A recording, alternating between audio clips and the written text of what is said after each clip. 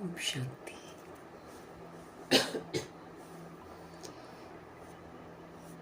प्यारे प्यारे शिव पिता परमात्मा हम आत्माओं को समझ देते हैं कि समय की गति बड़ी फास्ट है और इस वजह से हम सिर्फ अपने आप को देखें, समय को देखें, दूसरों की कमी कमज़ोरियों को न देखें, क्योंकि शिव बाबा कमज़ोरियों के साथ ठहरता नहीं है। अगर हम किसी की कमी कमज़ोरी को देखेंगे तो हम बाबा को याद नहीं कर पाएंगे, और याद नहीं कर पाएंगे तो हमारे पाप भस्म नहीं होंगे, हमारे में परिवर्तन नहीं होगा, धारणाएं नहीं होंगी, हम स्वरूप नहीं बन पाएंगे, मना कुछ भी नहीं कर पाएंगे हम। इसलिए दूसरों की कमी कमज़ोरियों को न देखते हुए अपनी कमी कमज़ोरियों को देखकर उसको ठीक करना है। परफेक्ट बनाने वाले शिव पिता परमात्मा जी का तहे दिल से हम धन्यवाद करेंगे, और एक एक बाबा की श्रीमत पर चलकर व्यक्त से अव्यक्त होने वाले व्यक्त ब्रह्मा, अव्यक्त ब्रह्मा, गुप्त बड़ी माँ, big brother, great great grandfather का रोल प्ले करने वाली आत्मा ब्रह्मा जी का तहे दिल से धन्यवाद करेंगे। धन्यवाद करते हुए दोनों ज़बरदस्त लाइट्स को हाजिर नाजिर करते हुए मीठे प्यारे शिव पिता परमात्मा जी के महावाक्य हम उन्हीं से समझेंगे। उनकी ये प्यारी सी समझ जो है पूरी प्रकृति में फैले, वायुमंडल में फैले, तत्वों में फैले, दिल से दुआ करेंगे।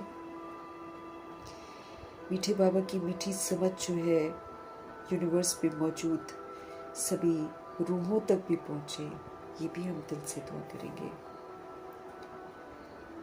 उन रूहों तक प्रभु जी की समझ पहुंचे जो इस समय वृद्ध शरीरों में है। सभी आत्माओं का बुद्धि का योग जो है दैहिक रिश्तों से हटे और परमात्मा जी के साथ लगे, दिल से दुआ करेंगे। मीठे प्यारे शिव पिता परमात्मा जी की समझ जो है वो उन रूहों तक पहुँचे जो हमारे साथ नकारात्मकता से जुड़ी हुई हैं। सभी आत्माओं का बुद्धि का योग हम आत्माओं से हटे, परमपिता परमात्मा जी के साथ लगे। फिर मीठे परमपिता परमात्मा जी की समझ उन रूहों तक पहुँचे जो हमारे साथ लौकिक में कनेक्टेड हैं। उन लौकिक में कनेक्टेड रूहों का भी बुद्धि का योग जो है अब शिव पिता परमात्मा जी के साथ लगे, दिल से हम सब दुआ करेंगे। उन रूहों तक प्रभु जी की समझ पहुँचे जो रोज शरीर छोड़ रहे हैं, अचानक छोड़ रहे हैं, आकारी शरीरों में है इस समय। उनसे संबंधित जो रूहें हैं बेचैन हैं, उन रूहों तक प्रभु जी की समझ पहुँचे। जो गर्भ में प्रवेश कर गए हैं उन तक प्रभु जी की समझ पहुँचे। जो हॉस्पिटलों में पीड़ित है, घरों में पीड़ित अवस्था में हैं, उन तक प्रभु जी की समझ पहुँचे। जो प्राकृतिक आपदाओं के शिकार हैं, दैहिक हिंसाओं के शिकार हैं, उन तक प्रभु जी की समझ पहुँचे। जो माया के प्रकोप के कारण अलबेली हो गई हैं, तंत्र मंत्र के कारण अलबेली हो गई हैं, उन रूहों तक प्रभु जी की समझ पहुँचे। जो रूहें वाम मार्ग में चली गई हैं, जो वाम मार्ग में जाने की तैयारियां कर रही हैं, उन रूहों तक प्रभु जी की समझ पहुँचे। कुमार कुमारियों के प्रति, छोटे शरीरों में जो विराजमान है आत्माएं, उनके प्रति सभी तक बाबा की समझ पहुँचे। जो रूहें अपनी संस्था बनाकर बैठी हैं, खुद भी गुमराह है, दूसरों को भी गुमराह कर रही हैं, उन रूहों तक प्रभु जी की समझ पहुँचे। भिन्न भिन्न सत्ताओं के प्रति, भिन्न भिन्न वर्गों के प्रति, भिन्न भिन्न मठ पंथों के प्रति शिव पिता परमात्मा जी की समझ जो है पहुँचे, ताकि आत्माएं जो हैं इन भिन्नताओं से मुक्त होकर अपनी ओरिजिनलिटी में आ जाएं, सब एक सूत्र में बंध जाएं, दिल से दुआ करेंगे। मीठे बाबा की मीठी समझ उन रूहों तक पहुँचे जो इस समय वैश्याएं बन गई हैं, कणिकाएं बन गई हैं।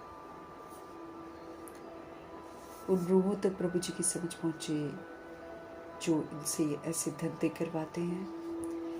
बाबा जी की मुरली की समझ यादव कौरव यवनों तक भी पहुँचे। उन रूहों तक पहुँचे जो भूत प्रेत आत्मा बनकर भटक रही हैं। उन रूहों तक पहुँचे जो रिद्धि सिद्धियाँ कर रही हैं, उन रूहों तक पहुँचे जो अंग तस्करियाँ कर रहे हैं, उन रूहों तक पहुँचे जो ह्यूमन फ्लैश, एनिमल फ्लैश खाकर जानवर से भी बदतर जीवन जी रहे हैं, उन रूहों तक प्रभु जी की समझ पहुँचे जो जेलों में बंद हैं, कैदी जितने भी हैं, सब तक प्रभु जी की समझ पहुँचे, जो उनको कंट्रोल करते हैं, रूल करते हैं, उन तक प्रभु जी की समझ पहुँचे, जो तरह तरह के नशे में धुत हैं, उन तक प्रभु जी की समझ पहुँचे, उन स्थानों तक प्रभु जी की समझ पहुँचे जहाँ पहुँची नहीं है, और अगर पहुँचती है तो रूहें सुनने के लिए तैयार नहीं है। मीठे बाबा की मीठी समझ उन रूहों तक पहुँचे जो साहूकारी के नशे में है, पैसों के नशे में है।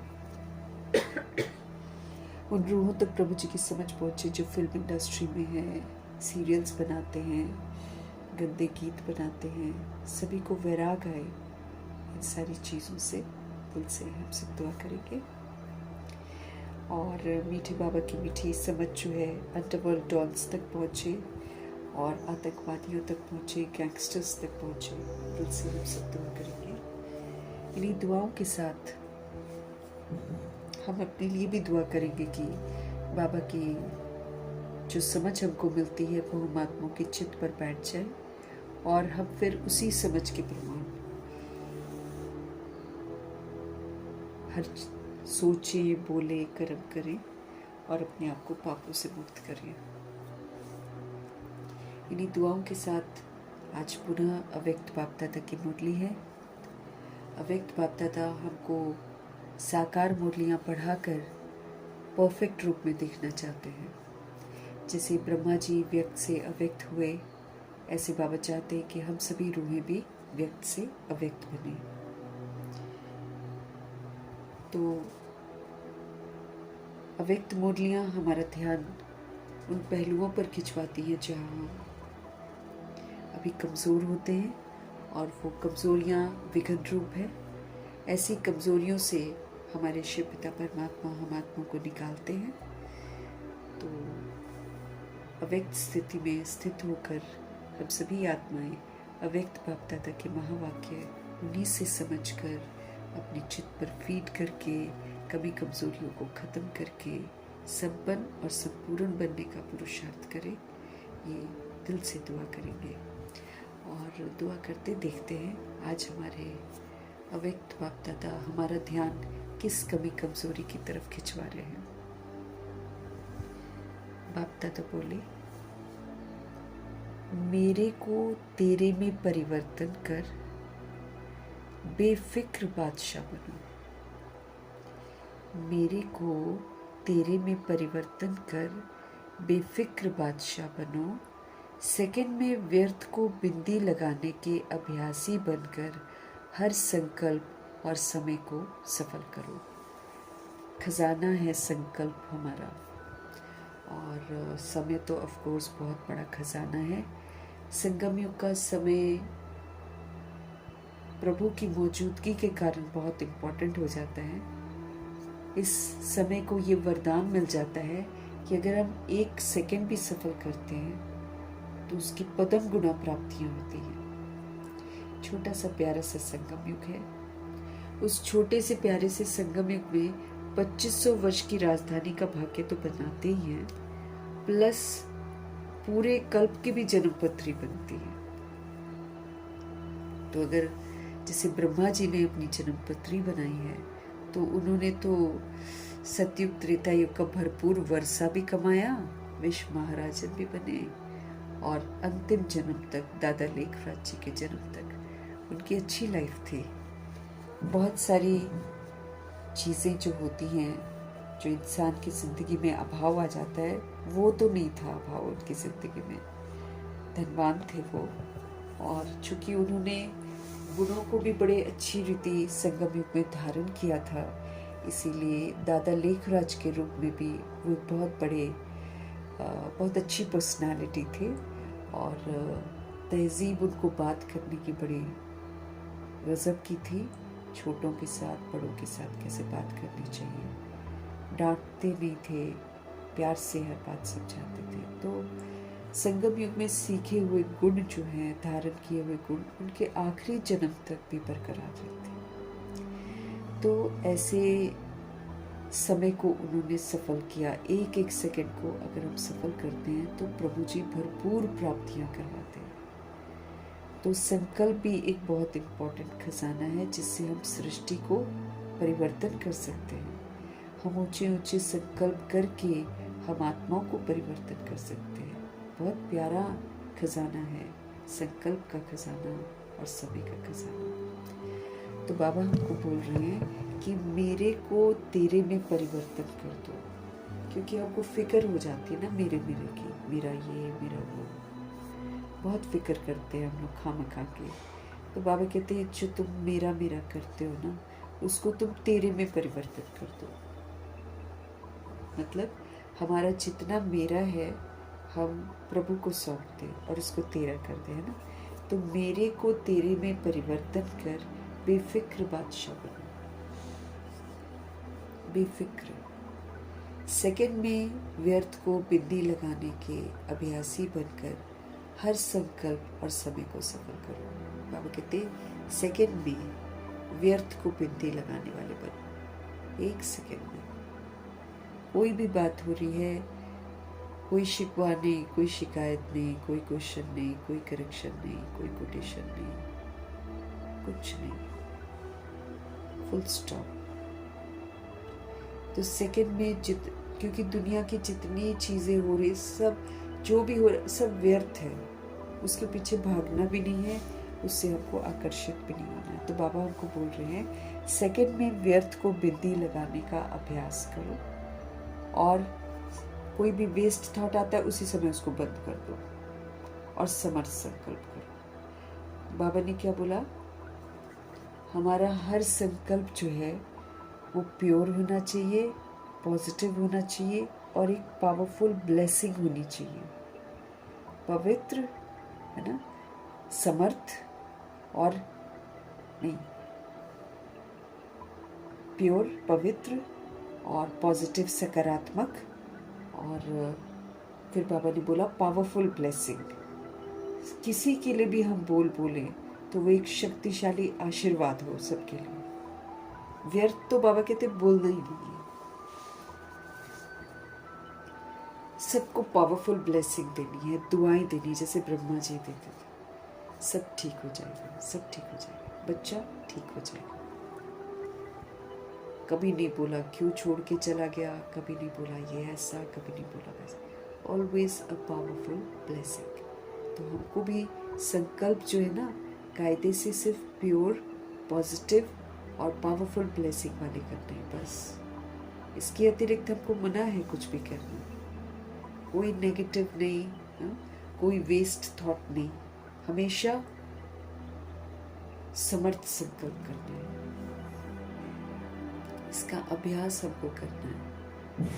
तो जब हम संकल्प और समय को परमात्म डायरेक्शन के अनुसार यूज करते हैं तो हम उसको सफल करते हैं। गॉड के डायरेक्शन पर जब हम समय को यूज करते हैं और जब उन्हीं के डायरेक्शन पर हम संकल्प करते हैं तो फिर मेरे दोनों खजाने जो हैं जमा होते हैं और सफल होते हैं। आज चारों ओर के अपने बेफिक्र बादशाह बच्चों को बाबा देख रहे हैं। आज चारों ओर के अपने जो बेफिक्र बादशाह बच्चे हैं ना, बाबा उनको देख रहे हैं। ऐसी बेफिक्र बादशाहों की सभा अभी ही दिखाई देती है, कोई चिंता नहीं, एकदम बेफिक्र और बादशाही। बाबा कहते हैं ऐसी बेफिक्र बादशाहों की सभा अभी ही दिखाई देती है संगम युग में, क्योंकि अभी ही बाप फिक्र लेके बेफिक्र बादशाह बनाते हैं। क्यों? क्योंकि बाबा हमारी सारी फिक्रें ले लेते हैं। अब हम नहीं देते, वो मेरी गलती है, लेकिन बाबा सबकी फिक्रें लेते हैं। तो बाबा कह रहे हैं क्योंकि अभी ही बाप फिक्र लेकर हमको बेफिक्र बादशाह बनाते हैं। इसलिए ये जो सभा है इस समय ही आपको दिखाई देती है। बेफिक्र बादशाहों की सभा ये इस समय ही दिखाई देती है। आप सभी सवेरे से उठते तो बेफिक्र स्थिति में स्थित होते हो, खाते पीते हो, कर्म करते हो, कोई फिक्र नहीं है ना। बाबा के जो समर्पित बच्चे भी हैं, जैसे सेंटर्स पर भी रहते हैं, तो उनको क्या फिक्र है? वो समर्पित हुए हैं तो अपनी सारी फिक्रें बाबा को दी है, तभी तो समर्पित हुए हैं। ऐसे ही हम सब अगर बाबा के बच्चे बने हैं तो घर में रहते भी हमारी बेफिक्र स्थिति होनी चाहिए। आप सभी सवेरे से उठते तो बेफिक्र स्थिति में स्थित होते हो ना। खाते पीते कर्म करते, कोई फिक्र नहीं।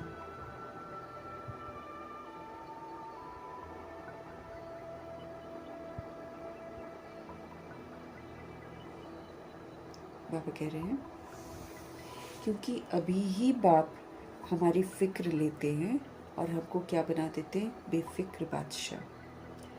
इसलिए ये जो सभा है ये इस समय ही आपको दिखाई देती है। आप सभी जब सवेरे से उठते हो, बेफिक्र स्थिति में स्थित होते हो, खाते पीते कर्म करते, कोई भी फिक्र नहीं है। अब है क्या फिक्र?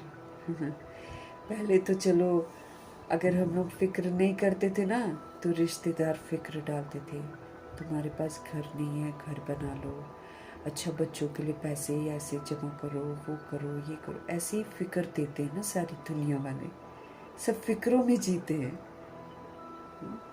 शादी नहीं हो रही है तो फिक्र, शादी करवा दी तो फिक्र, फिक्रों की दुनिया में हम लोग जीते हैं। लेकिन बाबा आकर हमको बिल्कुल बेफिक्र बना देते हैं। अब घर न भी हो, पैसे न भी हो, तो भी हम प्रभु पालना में पल रहे हैं, तो कोई फिक्र कोई चिंता होती नहीं है। तो बाबा हमको बेफिक्र बना देते हैं। इसलिए बाबा कहते हैं इस सभा में इस समय ही आपको बेफिक्र बादशाह दिखाई देंगे। हम सभी सवेरे से उठते हैं जब, तो बेफिक्र स्थिति में स्थित रहते हैं। खाते पीते भी बेफिक्र रहते हैं, कर्म करते भी कोई फिक्र नहीं। सोते हैं तो भी बेफिक्र, ऐसे बादशाह और बेफिक्र, उठो सो बेफिक्र, ऐसे अनुभव करते हो? फिर हमसे पूछते हैं कि मैंने तो बेफिक्र बना दिया, अब तुम देखो कि खाते पीते कर्म करते कोई फिक्र तो नहीं है ना। सोते हैं तो भी बेफिक्र होकर सोते हैं, ऐसे बादशाह और बेफिक्र उठो सो बेफिक्र, ऐसे अनुभव करते हो? हमको चेक करना है अपने आप को, है ना। पहले डरते थे, अब चलो अब हम लोग ताले चाबियां लगाकर ऐसे नहीं सोते, बेफिक्र होकर सोते हैं। तो बाबा कहते हैं बेफिक्र ऐसे बादशाह और बेफिक्र होकर उठो फिर सो बेफिक्र, ऐसे अनुभव करते हो क्योंकि आप सबने बाप को फिक्र देकर फकुर ले लिया। आप सबने क्या किया? आप सबने बाप को अपनी फिक्र दे दिए और फिर फकुर ले लिया। इसलिए बेफिक्र बादशाह बन गए कि भाई भगवान मेरे लिए जिम्मेवार है, बस कोई टेंशन नहीं, भगवान सदा मेरे साथ है, भगवान मेरा रक्षक है, उनकी याद मेरा सुरक्षा कवच है, तो फिर फिक्र तो नहीं होती ना। तो बाबा कहते चेक करो, क्या आप बेफिक्री से रहते हो? सोना खाना पीना कर्म करना सब में बेफिक्र है ना, कोई चिंता तो नहीं है, ऐसा अनुभव करते हो? क्योंकि आप सबने बाप को फिक्र दे दिया और आपने गर्व ले लिया कि भगवान मेरा रक्षक है, मैं बाबा की छत्र छाया में हूँ, क्योंकि आप सबने बाप को फिक्र देकर फकुर ले लिया है। इसलिए आप क्या बन गए? आप बेफिक्र बादशाह बन गए। बाबा कहते हैं अगर चलते हुए कोई फिक्र आ जाता है तो फिक्र फिर हमको क्या बना देता है? अगर सपोज करो बाबा तो बेफिक्र बनाते हैं, लेकिन आदत पुरानी पड़ी हुई है ना, तो बाबा कहते अगर चलते हुए आपको कोई फिक्र आ जाता है तो फिक्र फिर क्या बना देता है आपको? फकुर है तो आपके मस्तक में लाइट की चमक चमकती है कि मैं आत्मा परमात्मा का बच्चा उनकी छत्र छाया में बिल्कुल सुरक्षित हूँ। ये वाला फकुर, ये वाला गर्व जिसे कहते हैं ना, प्राइड जिसे कहते हैं, तो फकुर है तो आपके मस्तक में बाबा कहते हैं लाइट की चमक चमकती है। और अगर फिक्र आ जाता है तो फिर बोझ की टोकरी आ जाती है, फिर हम बोझिल हो जाते हैं।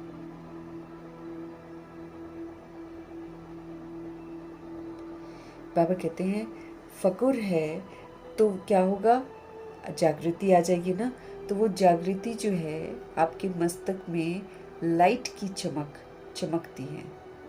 अगर फिक्र आ जाता है तो बोझ की टोकरी वाले बन जाते हैं।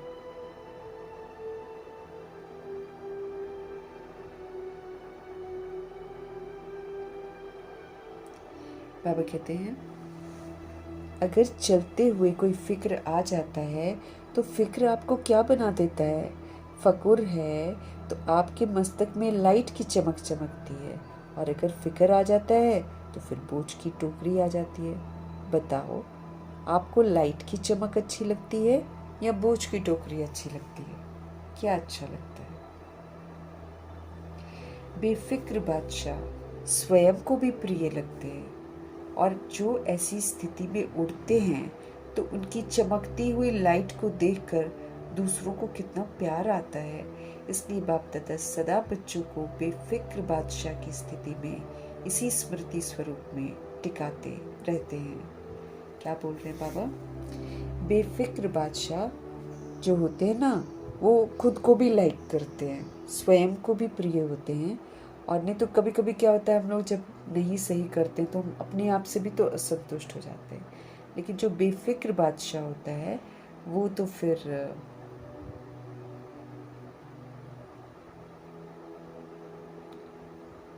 बेफिक्र बादशाह स्वयं को भी प्रिय लगते हैं। और जो ऐसी स्थिति में उड़ते हैं तो उनकी चमकती हुई लाइट देखकर दूसरों को कितना प्यार आता है। इसलिए बाप दादा सदा बच्चों को बेफिक्र बादशाह की स्थिति में इसी स्मृति स्वरूप में टिकाते रहते हैं। यही वजह है कि बाप दादा हम आत्माओं को बेफिक्र बादशाह की स्थिति में और इसी स्मृति स्वरूप में टिकाते रहते हैं कि अपने आप को बेफिक्र बादशाह समझो, अपनी फिक्रों को मुझे दे दो, मेरा मेरा जो कहते हो उस मेरे को तेरे में परिवर्तन कर दो। तो यही वजह है कि अगर हम बेफिक्र बादशाही में रहते हैं तो हम अपने आप को भी बहुत लाइक करते हैं, प्रिय लगता है हमको अपना संग भी। और फिर बाबा कहते हैं जो फिर ऐसी स्थिति में रहते, बेफिक्र बादशाही की स्थिति में रहते हैं, वो उड़ते हैं और उनकी जो ये चमकती हुई लाइट है उसको देखकर दूसरों को भी उन पर बड़ा प्यार आ जाता है। वो भी सोचते हैं कि चमकती हुई, मतलब ये अवेकेंड सोल है ना, तो एक जागरूक आत्मा को देखकर दूसरी सोल को भी बहुत अच्छा लगता है। तो बाबा क्या कह रहे हैं? बेफिक्र बादशाह स्वयं को भी प्रिय लगते हैं, और जो ऐसी स्थिति में उड़ते हैं तो उनकी चमकती हुई लाइट देखकर दूसरों को कितना प्यार आता है। इसलिए बाप दादा सदा बच्चों को बेफिक्र बादशाह की स्थिति में और इसी स्मृति स्वरूप में टिकाते ही रहते हैं कि इसमें टिको ना, जैसे हमको टिकना है। मैं आत्मा परमात्मा का बच्चा हूँ, इसमें मुझे टिकना है। मैं आत्मा इस शरीर के द्वारा कर्तव्य कराता हूँ, मुझे टिकना है। तो जो बाबा स्मृतियाँ दिलाते हैं उन स्मृतियों में टिक कर हमको उसका स्वरूप बनना है।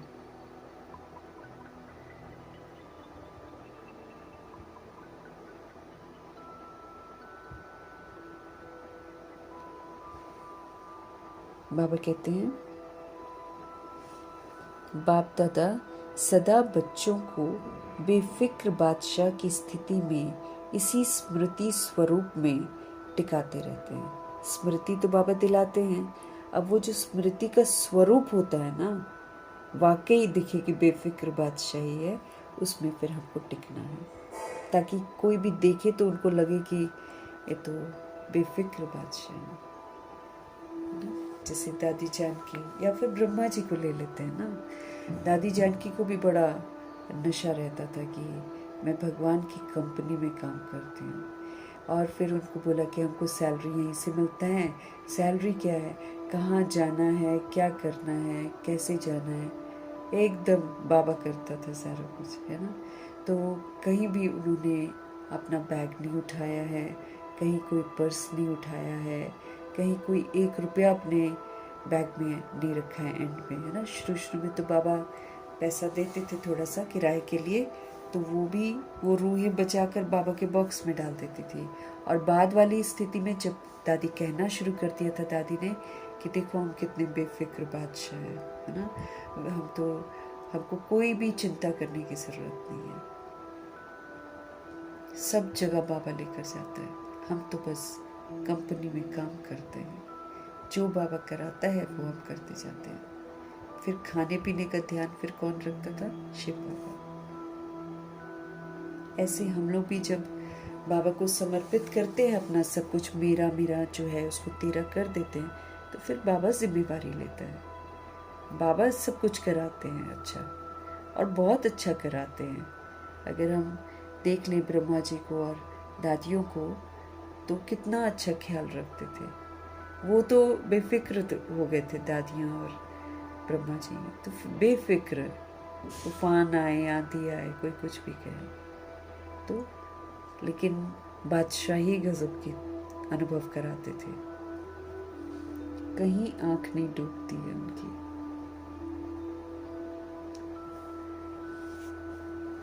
बाबा कहते मैं इसीलिए टिकाता रहता हूँ। आप लोगों का चित्र भी भगत लोग डबल ताजधारी दिखाते हैं। बाबा कहते हैं जब आपका चित्र बनता है ना, मूर्तियाँ बनती हैं, तो उसमें जो आत्माएं हैं, भगत आत्माएं हैं, वो डबल ताजधारी दिखाती हैं।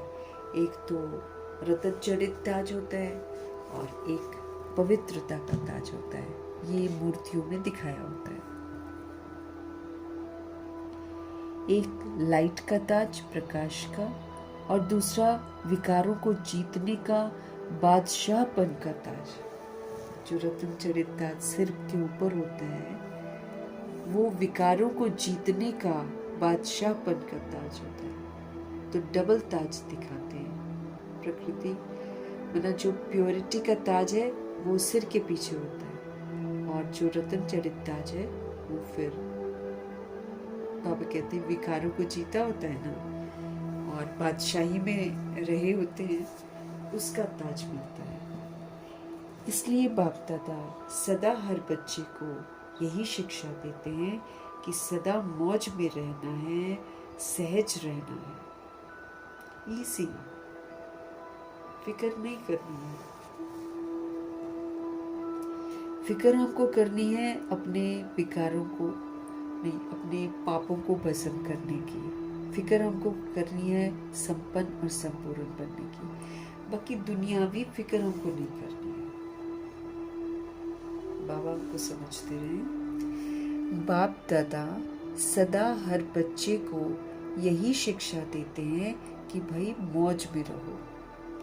अब मौज में रहो डज नॉट मीन कि पुरुषार्थ नहीं करो। मौज में रहो मतलब टेंशन किसी बात का मतलब, कोई भी चिंता मत करो, क्योंकि बच्चे फिर उल्टा मतलब भी निकालते हैं ना। मौज करो तो मतलब पुरुषार्थ करना छोड़ देते हैं और आराम से मौज करते हैं, है ना। ये नहीं करना है हमको। बाबा हमको कह रहे हैं, बाप दादा सदा हर बच्चे को यही शिक्षा देते हैं कि सदा मौज में रहना बहुत सहज है। क्यों सहज है? क्यों सहज है? सिर्फ हद का मेरापन बाप को देखो। बाबा कहते बहुत इजी है। ये जो हमको बॉडी का मेरा है ना, ये हमको कर देता बहुत भारी। और अगर हम इसको प्रभु को सौंप देते हैं, हम यही गीत गाते ना, मेरे को ये करना, मेरे को ये करना। लेकिन जब हम ये हद का मेरा जो है ना, इसको हम प्रभु को सौंप देते हैं, तो फिक्र कोई क्या रहेगी। भगवान कितने सुंदर विधि से हम आत्माओं से वो कार्य कराएंगे जिससे सारा मेरा मेरा बहुत अच्छे से संभल जाएगा। बाबा कहते हैं क्यों सहज है सिर्फ हद का मेरापन आप बाप को दे दो, मेरे से तेरा किया तो बेफिक्र बादशाह बन गए। किसको सौंप रहे हैं हम? भगवान को। और भगवान को सौंप के फिर चिंता थोड़ी करनी है किसी बात की। उल्टा हम तो कोई चीज संभाल नहीं पाएंगे। भगवान को सौंप देंगे तो वो तो कितना अच्छा केयर टेकर बन जाएंगे, वो बहुत सुंदर विधि से संभालेंगे। अगर हम सोचेंगे कि घर के जो बच्चे हैं उनको उनका हम ध्यान रखते हैं तो कुछ ना ध्यान रखते हैं, पीठ पीछे बच्चे क्या कर रहे हैं कुछ पता नहीं चलेगा। लेकिन जब हम वो जो भी हद का मेरा है प्रभु के हवाले कर देंगे तो प्रभु जानते हैं कि उसको कहाँ पर रोकना है और कैसे गाइड करना है। हम तो कर भी नहीं सकते। हमारे सामने बच्चे कुछ और बोलेंगे, पीठ पीछे कुछ और करेंगे। तो इसीलिए हद का मेरा जितना भी है ना, जिसको हम मेरा मेरा कहते हैं, वो प्रभु के हवाले कर देना बस। फिर जब बाबा उसको अमानत के रूप में हमको देते हैं तो फिर बाबा कहते हैं तुम मेरे डायरेक्शन पर अब इनको यूज करो। तो फिर बाबा हमको विधि बताते हैं, उस विधि से हम जाते हैं। लेकिन जब हम विधि से करते हैं ना तो अपनापन नहीं रहना चाहिए कि ये मेरा है, फिर हम ट्रस्टी बन जाते हैं। जैसे बाबा हमको बोलते हैं कि तुम घर में गृहस्थ में जहाँ भी व्यवहार करते हो तो तुम ट्रस्टी बनकर व्यवहार करो। उसमें से किसी को भी अपना मत समझो कि मेरा है, मेरी प्रॉपर्टी है, मेरा अधिकार है। बाबा कहते ट्रस्टी बनकर उसको संभालो। तो ट्रस्टी बनकर संभालना मतलब सतोगुणी तरीके से संभालना, सतयुगी तरीके से संभालना। बाबा कहते ऐसे संभालो, किसी के साथ भी हमारा कार्मिक अकाउंट जितना भी है सारा एकदम बहुत सहज सेटल हो जाएगा। और जितना हद का मेरा करके हम करेंगे तो हम बिल्कुल असफल हो जाते हैं, क्योंकि हम अच्छी वो जो होता है ना अच्छी देखभाल वो हम नहीं कर पाते। बाबा कहते सब कुछ बड़ा सहज है, मौज में रहो, सहज रहो। सिर्फ क्या करो, ये जो तुम हद में यानी कि विनाशी जो भी है ना, ये जो हद का मेरापन है ना, ये आप बाप को दे दो। मेरे से तेरा किया भगवान को जब सौंप दिया तो हो गए बेफिक्र बादशाह। एक ही शब्द का अंतर है, तेरा और मेरा, है ना। मे में से ते लगा दो।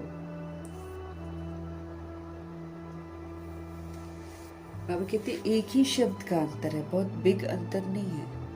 क्या करो, मेरे से तेरा कर दो तो हो गए ना बेफिक्र बादशाह। ते और मैं इस शब्द के अंतर से ही बेफिक्र बादशाह बन जाते। कोई बहुत बड़ा कॉम्प्लिकेशन, कुछ बहुत बड़ी चीज नहीं हमको हैंड ओवर करनी है बाबा। बस जो जिसको हम मेरा कहते हैं उसको भगवान का कह देना है, मेरा सो तेरा। ते और मैं इस शब्द के अंतर में बेफिक्र बादशाह बन जाते हैं। तो बाबा कहते सहज है ना, बने हो ना बेफिक्र बादशाह, कि अभी तक फिक्र रहता है कि मेरे को ये करना है, मेरे को ये करना है।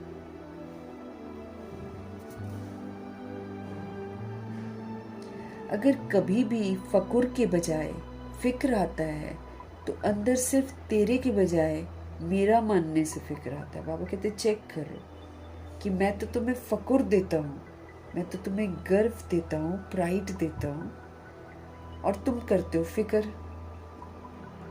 तो अगर कभी भी फकुर के बजाय हमको चिंता होती है, फिक्र होती है, तो अंतर सिर्फ तेरे के बजाय मेरा मानने से फिक्र होती है। फिर बाबा समझाते हैं कि तुम तेरे को मेरा कहते हो ना, इसलिए तुमको फिक्र होती है।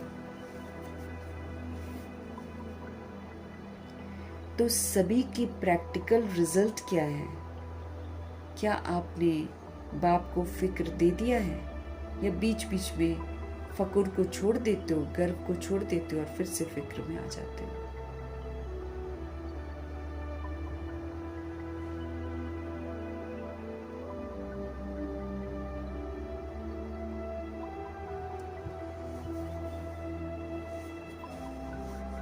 बाबा प्रैक्टिकल रिजल्ट पूछ रहे हैं कि क्या है। बाबा कहते आपने फिक्र दे दिया है ना, या बीच बीच में आप फकुर छोड़ देते हो और फिर से फिक्र में आ जाते हो? फिक्र आता है कि बेफिक्र ही रहते हो? जो सदा बेफिक्र बादशाह रहता है वो हाथ उठाओ। बेफिक्र बादशाह पक्का कि कभी कभी? बेफिक्र बादशाह हाथ ऊंचा उठाओ, कभी कभी वाले भी हैं। सेवा का फिक्र वो अलग बात है, लेकिन वो फिक्र औरों को भी बेफिक्र बनाने का साधन है। बाबा पूछ रहे हैं कि जो सदा बेफिक्र बादशाह रहता है वो हाथ उठाओ। बेफिक्र बादशाह पक्का कि कभी कभी? बेफिक्र बादशाह हाथ उठाओ, ऊंचा उठाओ, कभी कभी वाले भी हैं। सेवा का फिक्र वो अलग बात है। बाबा कहते हैं स्व की सेवा भी तो करनी है ना, उसका फिक्र होना चाहिए। फिक्र, सेवा का फिक्र वो अलग बात है, लेकिन वो फिक्र औरों को भी बेफिक्र बनाने का साधन है। जब हम स्व सेवा या विश्व की सेवा करते हैं तो इसकी जो फिक्र होती है, इस फिक्र से तो फिर हम औरों का भी तो कल्याण करते हैं ना। लेकिन बाबा कहते वो जो तुम सेवा का फिक्र करते हो वो एक्चुअली औरों को भी बेफिक्र बनाने का साधन है। अपने संस्कार से अगर फिक्र आता है तो उसको उसी समय ही मेरे के बजाय तेरे में चेंज कर दो। बाबा कहते सेवा की फिक्र करते हो ना, चलो उससे तो ये होता है कि तुम दूसरों को बेफिक्र बनाते हो सेवा करके।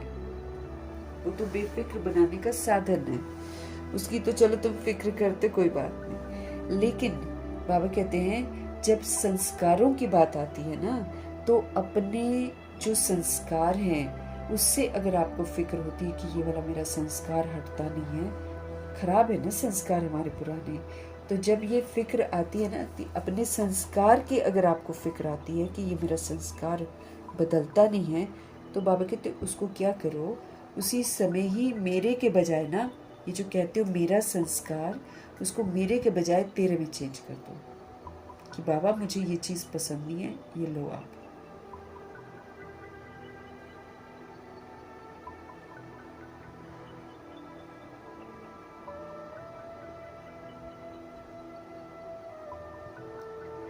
तो बाबा कह रहे हैं अपने संस्कार से अगर आप चिंतित हैं कि ये वाला संस्कार मेरा चेंज नहीं होता है, बाबा कहते उसी वक्त क्या करो, मेरे संस्कार की जो है ना उसको तेरे में चेंज कर दो, बाप को दे दो कि बाबा ये तो मुझसे चेंज नहीं हो रहा, ये लो अपने पास रखो।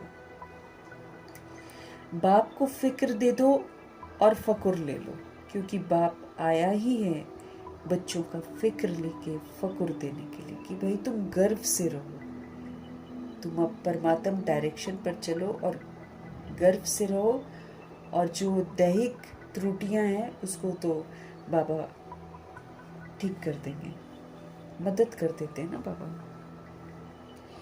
बाप को फिक्र दे दो और फकुर ले लो, क्योंकि बाप आए ही हैं बच्चों का फिक्र लेकर फकुर देने के लिए। तो चेक करो कि मेरे में कभी कभी बहुत समय का संस्कार इमर्ज तो नहीं हो जाता है।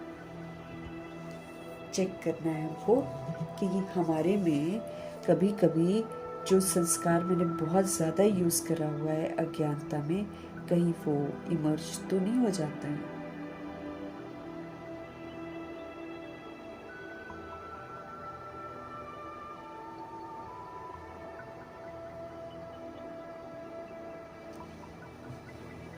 तो चेक करो मेरे में कभी कभी बहुत समय का संस्कार इमर्ज तो नहीं होता है, क्योंकि बाप दादा कुछ समय से बच्चों को ये बता रहे हैं कि वर्तमान समय के प्रमाण कभी भी कुछ भी हो सकता है और कभी भी हो सकता है। अचानक के हादसे तो होते ही रहते हैं, है ना।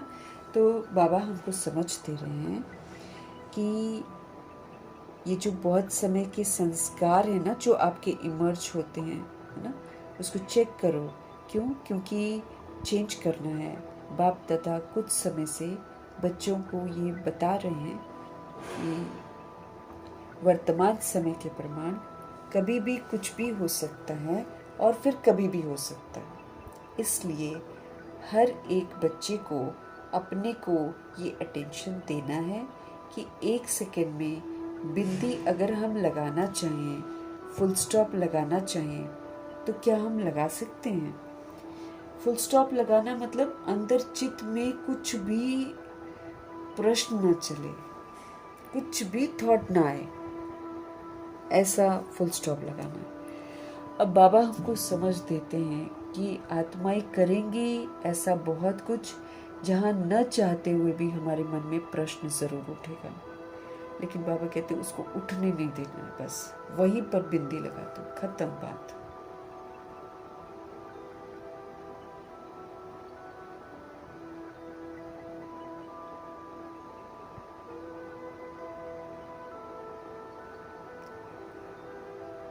हर एक बच्चे को अपने को ये अटेंशन देना है कि क्या मैं आत्मा 1 सेकंड में फुल स्टॉप लगा सकती हूँ, क्योंकि जो फुल स्टॉप लगाएगा वही दूसरों का कल्याण करने के निमित्त बन सकेगा।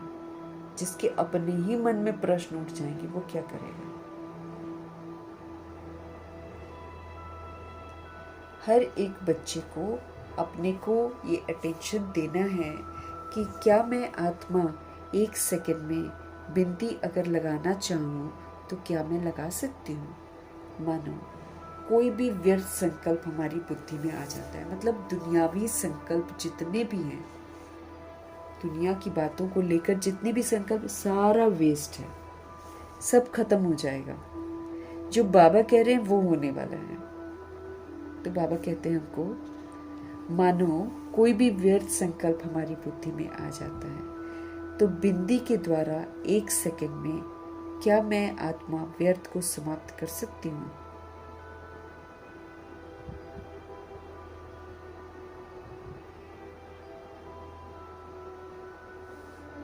व्यर्थ संकल्प आ जाता है तो बिंदी के द्वारा 1 सेकंड में क्या आप अपने व्यर्थ को समाप्त कर सकते हो। क्या आपने इतना अभ्यास किया है कि व्यर्थ को उसी समय सेकंड में खत्म कर दो।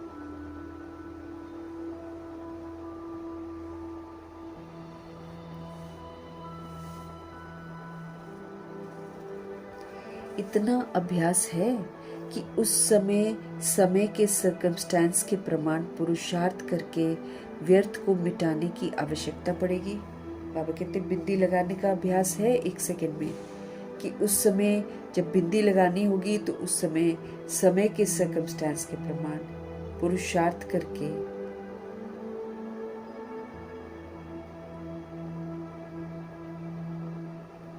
उस समय के सर्कमस्टेंसेस के प्रमाण पुरुषार्थ करके व्यर्थ को मिटाने की आवश्यकता तो नहीं पड़ेगी कि अब पुरुषार्थ करोगे मिटाने का, क्योंकि टाइम उतना मिलेगा नहीं।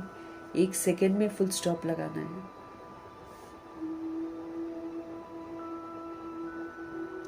लगाओ आप बिंदी और लग जाए क्वेश्चन मार्क, क्यों, क्या, कैसे। उस समय ये सोचते रहें तो आने वाले समय में जो लक्ष्य है कि बाप के साथ हम चलेंगे, बाप तो सेकंड में चला जाएगा।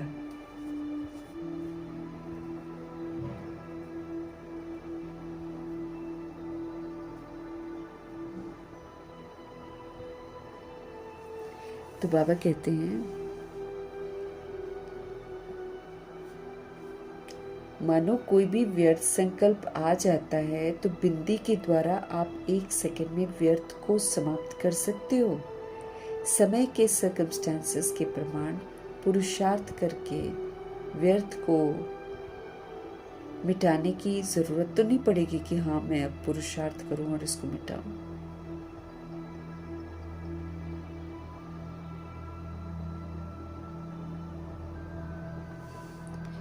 तो उस समय ये सोचते रहें तो आने वाले, बाबा कहते अगर आप ये सोचोगे कि हम पुरुषार्थ करते हैं कि हम फुल स्टॉप लगाएं, तो बाबा कहते लगाओ आप बिंदी और लग जाए आपके दिमाग में क्वेश्चन मार्क, तो क्यों क्या कैसे वाले प्रश्न उठ जाएंगे। बाबा कहते उस समय ये सोचते रहे तो फिर आने वाले समय में जो लक्ष्य आपने रखा है कि हम बाप के साथ चलेंगे, बाप तो बाबा कहते सेकंड में उड़ जाएगा।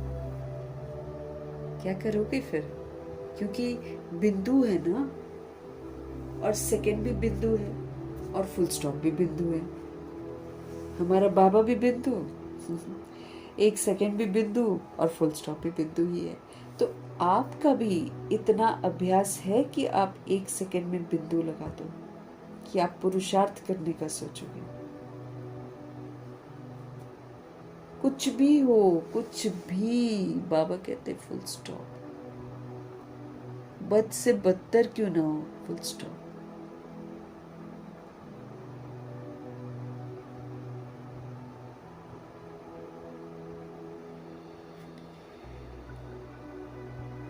तो आपका भी इतना अभ्यास है कि सेकंड में आप बिंदु लगा दो। इसके लिए अब से इस अभ्यास के अभ्यासी होंगे तो बाप समान श्रीमत का हाथ में हाथ देते हुए अपने घर पहुंच जाएंगे। इसके लिए बाबा कहते अभी से ये वाला जो प्रैक्टिस है फुल स्टॉप लगाने का, इसकी प्रैक्टिस करो। इसके लिए अब से इस अभ्यास के अभ्यासी होंगे तो बाप समान श्रीमत का हाथ में हाथ देते हुए अपने घर पहुंच जाएंगे। अगर श्रीमत पर हम चलते जा रहे हैं ना, तो फिर तो बाबा कहते तुम श्रीमत में हमको बाबा का हाथ नहीं छोड़ना ना। तो बाबा का हाथ कौन सा है, श्रीमत। तो श्रीमत का हाथ में हाथ देते हुए अपने घर पहुंच जाएंगे। इसलिए बाप दादा ने पहले भी हम आत्माओं को सुनाया है कि दो बातों का अटेंशन आप अंडरलाइन करो। दो बातें कौन सी हैं? एक संकल्प का खजाना। बाप दादा ने पहले भी सुनाया है, दो बातों का अटेंशन आप अंडरलाइन करो। वो दो बातें कौन सी हैं? एक है संकल्प का खजाना, हम थॉट क्रिएट करें, खाली प्योर पॉजिटिव पावरफुल ब्लेसिंग वाले थॉट्स क्रिएट करें, अपने लिए भी और सभी के लिए भी। तो हमारे पास एक है संकल्प का खजाना और एक है समय का खजाना। खजाने तो बहुत मिले हुए हैं, ज्ञान का खजाना, शक्तियों का खजाना।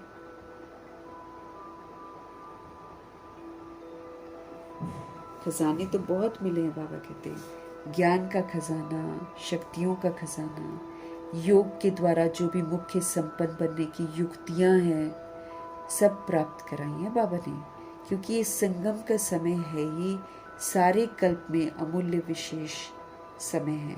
इस समय ही जितनी प्राप्ति हम करना चाहें उतनी हम कर सकते हैं। तो बाबा कहते हैं ये जो संगम का समय है ये बड़ा महत्वपूर्ण समय है छोटा सा संगम युग, लेकिन इसके पल पल की इतनी अहमियत है, क्योंकि इसी पल पल को सफल करके 2500 वर्ष की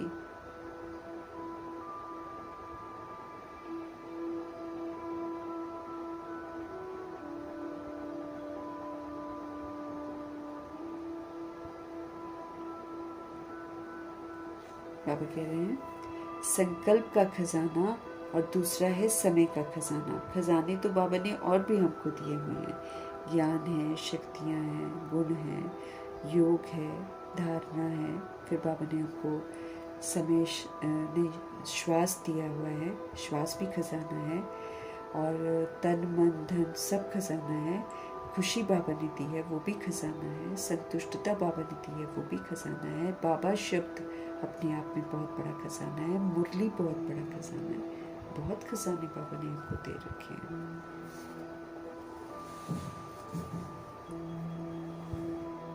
बाबा ने सब प्राप्तियां कराई हैं, क्योंकि ये संगम का समय ना, तो सारे कल्प में अमूल्य विशेष समय ही तो है। पूरा 5000 के चक्र में संगम का समय ही तो सबसे महत्वपूर्ण है। ये संगम का समय सारे कल्प में 5000 ईयर में अमूल्य विशेष समय है। इस समय ही जितनी प्राप्ति करना चाहो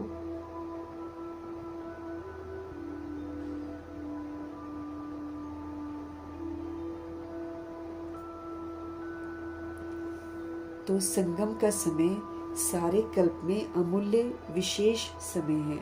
हर इस समय ही जितनी प्राप्ति हम करना चाहें उतनी हम कर सकते, खुले भंडारे में जितना हम चाहें उतना हम यहाँ पर प्राप्ति कर सकते हैं।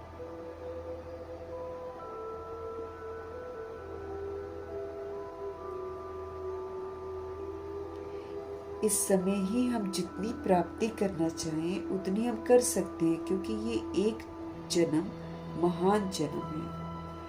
एक जन्म में अनेक जन्मों की प्रारब्ध बनाने का है। संगम युग का समय 1 सेकेंड भी बाबा कहते गवाना नहीं है। बाबा के अनुसार हमको ये प्राप्तियों का समय है ना, ये हमको प्राप्तियां करने के लिए समय मिला हुआ है। तो बाबा नहीं चाहते कि हम इसमें से 1 सेकेंड भी वेस्ट करें।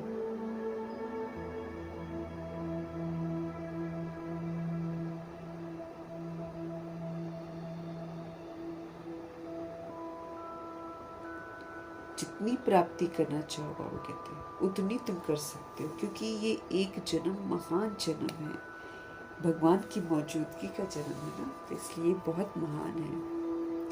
एक जन्म में अनेक जन्मों की प्रारब्ध बनाने का है।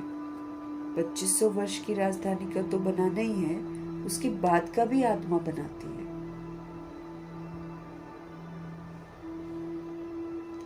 एक जन्म में अनेक जन्मों की प्रारब्ध बनाने का है। संगम युग का समय 1 सेकेंड भी बाबा कहते आपको गवाना नहीं है। 1 सेकेंड का कनेक्शन अनेक जन्मों के साथ है। 1 सेकेंड भी गवाना नहीं है। 1 सेकेंड का कनेक्शन बाबा कहते हैं अनेक जन्मों के साथ है। जमा करने का 1 वर्ष अनेक वर्षों की प्राप्ति का है।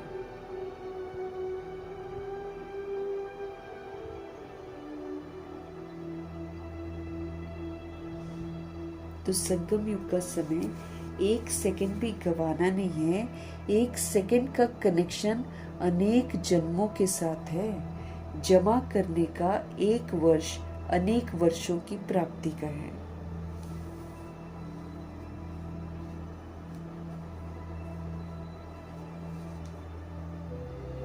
इसलिए इस समय की जो वैल्यू है ना, सेकेंड या मिनट नहीं है, 1 घंटा भी महान है, 1 सेकेंड भी महान है।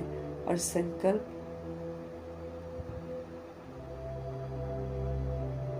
बाबा कहते अभी का 1 सेकेंड भी महान है, इतनी वैल्यू है। तो इसलिए इस समय की वैल्यू सेकेंड या मिनट नहीं है, 1 घंटा भी महान है, 1 सेकेंड भी महान है। और संकल्प इस संगम के जन्म का विशेष आधार है, क्योंकि संकल्प से हम अपनी सृष्टि रचते हैं। संकल्प तो इस संगम के जन्म का विशेष फाउंडेशन है। देखो, जो योग लगाते हो तो मन मना भव कहते हो ना, और ये आधार है फाउंडेशन का। मन का काम ही है संकल्प करना।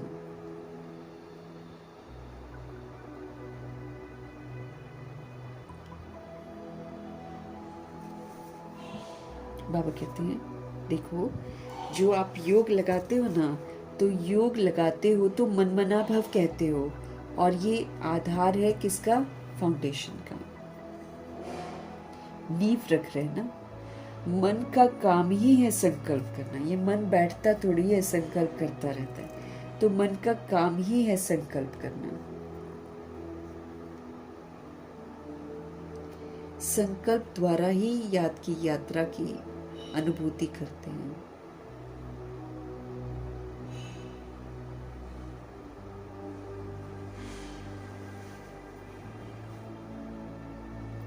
तो मन का काम ही है संकल्प करना। संकल्प द्वारा ही याद की यात्रा की अनुभूति हम करते हैं। नींव है ये। एक दो में भी खास भिन्न भिन्न संकल्प दे के अभ्यास कराते हो ना, तो सब चेक करो। समय की रफ्तार सारे दिन में चलते फिरते, कर्म करते, संबंध में आते, अमूल्य रूप से रही। बाबा कहते हैं एक दो में भी खास भिन्न भिन्न संकल्प दे के अभ्यास कराते हो ना, तो सब चेक करो। समय की रफ्तार, समय की स्पीड, सारे दिन में चलते फिरते, कर्म करते, संबंध में आते, अमूल्य रूप से रही, चेक करना है। समय जो है उसकी स्पीड जो है, सारे दिन में चलते फिरते, कर्म करते, संबंध में आते, क्या वो समय मैंने वैल्यूएबल तरीके से बिताया?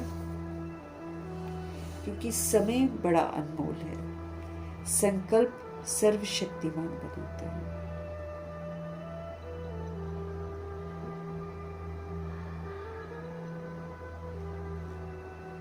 तो चेक करो। तो बाबा कह रहे हैं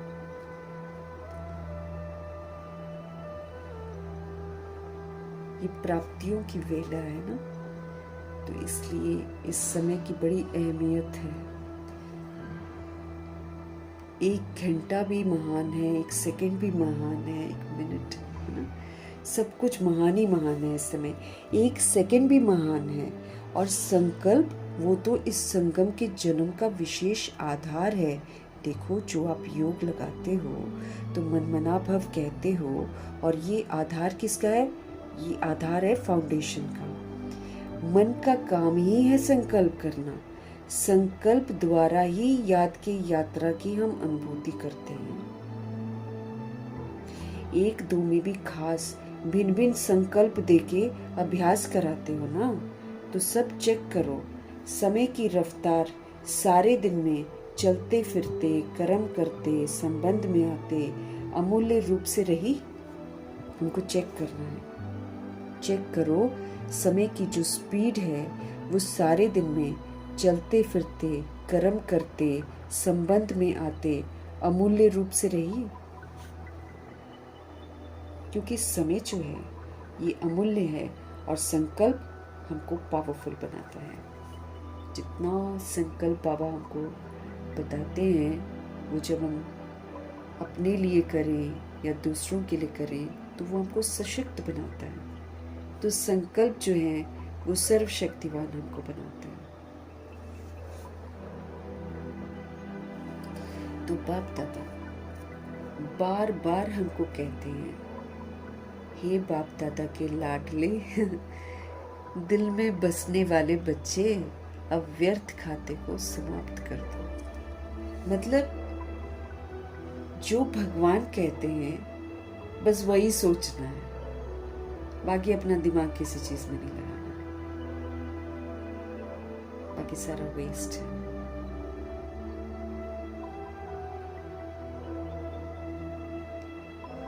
तो बाप दादा बार बार हमको कहते हैं, हे बाप दादा के लाडले दिल में बसने वाले बच्चे, अब व्यर्थ खाते को समाप्त कर दो। अब समय को, संकल्प को सफल करो। नहीं तो हम टाइम वेस्ट कर देते हैं, है ना, हम अपने संकल्पों को वेस्ट कर देते हैं। बाबा जी कह रहे हैं मत करो ऐसे काम। सफल करना ही तो सफलता है। अगर हम समय को, संकल्पों को सफल करते हैं तो यही तो सफलता है। सफल कैसे होता है? जब हम बाबा के डायरेक्शन पर इसको यूज करते हैं। तो भगवान के डायरेक्शन के प्रमाण जब यूज करते हैं तो समझो कि हमने इसको सफल किया।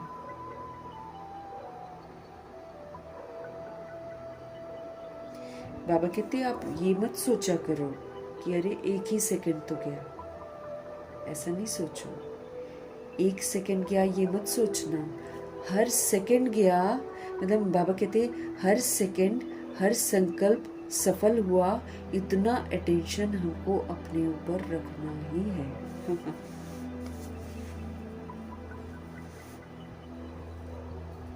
संगम योग का हर सेकंड, हर संकल्प सफल हुआ, हमको इतना अटेंशन अपने ऊपर रखना है। एक भी वेस्ट संकल्प नहीं करना, कमजोर संकल्प नहीं करना है।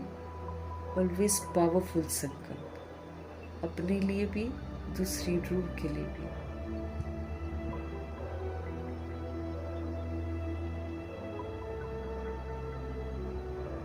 बाबा कहते आप ये मत सोचना, आप बोलो कि 1 सेकंड ही तो गया।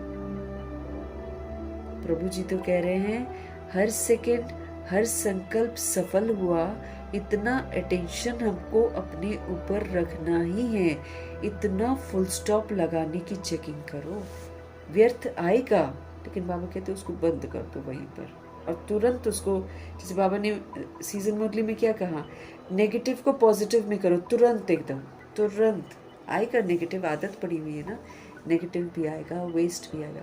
प्रभु जी कहते 1 सेकंड में, 1 सेकंड में पॉजिटिव में चेंज कर दो।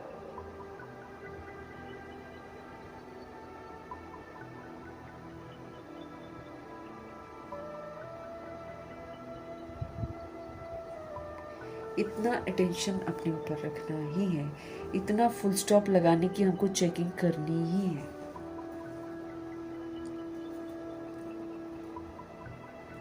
अलबेले नहीं बनना, बाबा कहते अलबेले नहीं बनना। बाप दादा ने कहा था, लेकिन हमने समझा नहीं।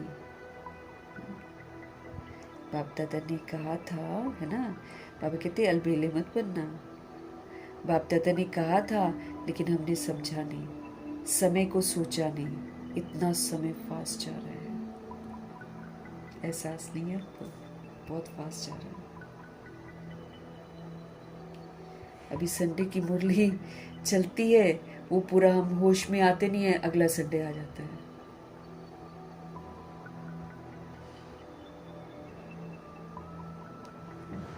अलबेले मत बनना, बाबा कहते हैं। बाप दादा ने कहा था, लेकिन हमने समझा नहीं, ये नहीं सुनेंगे बाबा। समय को सोचा नहीं, इतना समय फास्ट जा रहा है।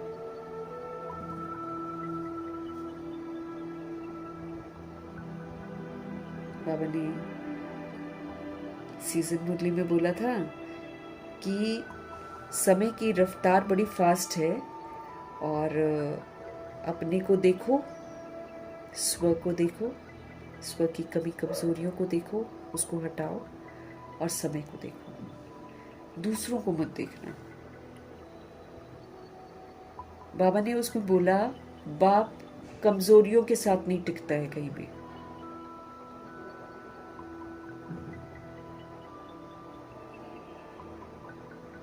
कमजोरियों के साथ नहीं ठहरता बाबा कहीं भी। अगर हम आत्मा कमजोर संकल्प करेंगे ना, बाबा छोड़ देगा।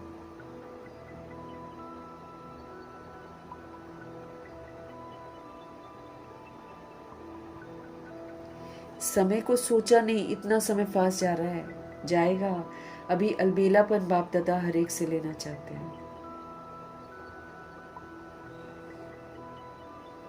अलबेले है ना, फिर अगर हम टाइम वेस्ट करते हैं ना, और हम संकल्प भी पावरफुल नहीं करते हैं, व्यर्थ कर लेते हैं, तो हमको समझ में नहीं आ रहा है कि हम क्या कर रहे हैं। तो बाबा कहते हैं ये अलबेलापन होता है ना। बाप कह रहे हैं, हम नहीं कर रहे हैं, तो क्या है, अलबेली आत्मा है ना। फिर अहमियत नहीं समझ रहे हैं।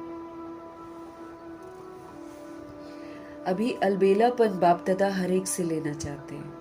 ये नहीं सुनना चाहते हैं कि मैंने समझा नहीं, मैंने सोचा नहीं। ये तो नहीं समझ, बाबा नहीं सुनेंगे, कुछ भी नहीं सुनेंगे। सब स्पष्ट है, पता है, सब स्पष्ट है। बाप दादा कुछ भी छिपा के थोड़ी रखते हैं। हम नहीं समझे, वो मेरी गलती है, लेकिन समझ तो बाबा ने सारी दे रखी है। बाबा ये नहीं सुनना चाहते हैं कि मैंने समझा नहीं, मैंने सोचा नहीं। ये नहीं सुनेंगे बाबा। अभी वर्ष भी नया आने वाला है, तो नया वर्ष शुरू होने के पहले ब्राह्मण संसार से अलबेलापन, साथ में ये आलस्य भी भिन्न भिन्न प्रकार का है। इसका अभी जो वर्ष पूरा होने में समय पड़ा है, इसमें अभ्यास शुरू करो, और जब नया वर्ष शुरू हो तब हिम्मत रखकर संकल्प करना और इसको विदाई कर देना, क्योंकि ये तुरंत जाता नहीं है ना। इसलिए बाबा कहते हैं अभ्यास करो इसको खत्म करने का, इसको ये जो आदतें हैं आलस्य की, इसको मिटाने का जो अभ्यास है, जो पुरुषार्थ है, वो करो।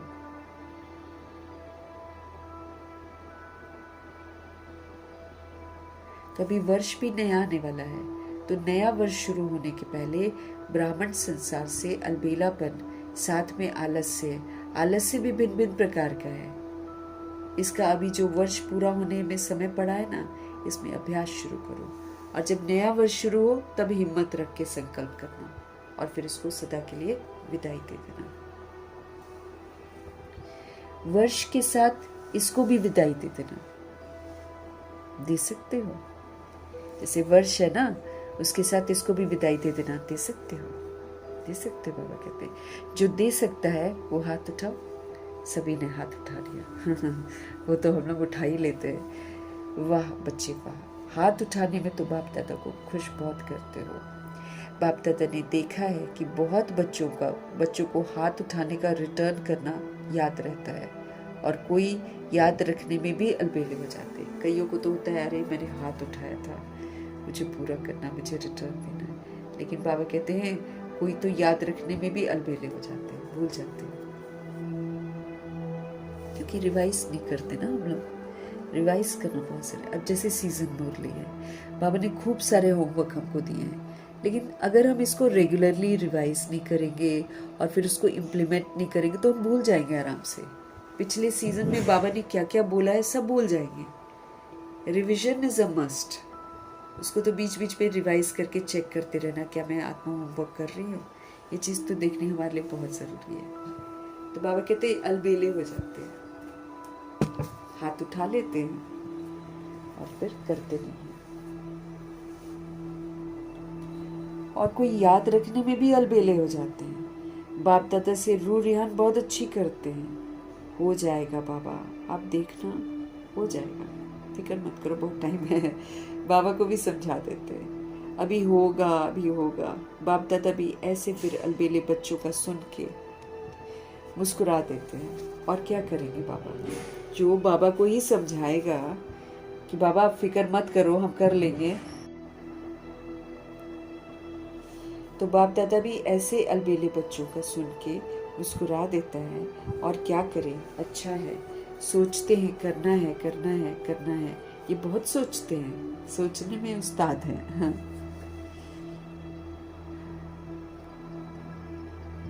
ये बहुत सोचते हैं, लेकिन कर रहे हैं या नहीं कर रहे हैं उसमें चेकिंग में फिर क्या कहेंगे, अलबेले हो जाते हैं, चेकिंग में अलबेले हो जाते हैं, करने में अलबेले हो जाते हैं। तो आज चारों ओर के बच्चों को बाप दादा ने सुना, तो जो अपने देश में अपने स्थानों में देखते रहते हैं वहां भी अच्छा दिखाई देता है, सुनाई भी देता है। तो बाप दादा सम्मुख आने वाले बच्चों को और अपने स्थानों पर सुनने वाले देखने वाले बच्चों को यही कहते हैं कि अभी पुरुषार्थ को, संकल्प को और संगम के समय को अंडरलाइन लगाओ, क्योंकि इन दिनों तो शुरू हो गई थी ना फैसिलिटीज, स्क्रीन सब जगह नहीं लगी थी, लेकिन जैसे खास बड़े बड़े सेंटर्स पर तो लगी गई थी। 2011 की बात चल रही है ना, तो सब अपने अपने स्थानों पर भी देखते थे।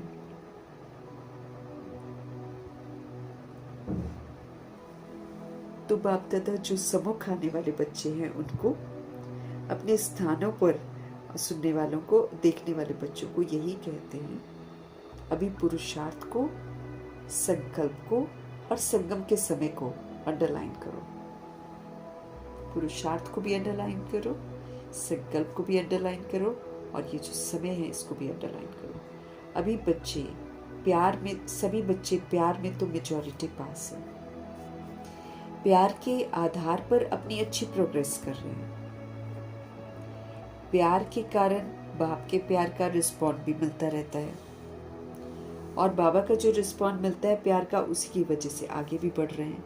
लेकिन बाप समझते हैं जैसे प्यार में अनुभवी बनकर आप आगे बढ़ रहे हो, ऐसे ही याद की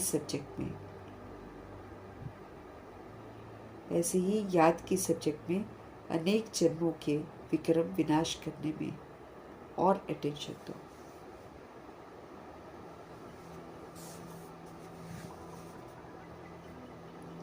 तो प्यार के कारण, बाप के प्यार का रिस्पॉन्ड मिलने के कारण आगे बढ़ भी रहे हैं, लेकिन बाप समझाते हैं कि जैसे प्यार में अनुभवी बन आगे बढ़ रहे हो, ऐसे ही याद की सब्जेक्ट में भी अनेक जन्मों के विक्रम विनाश करने हैं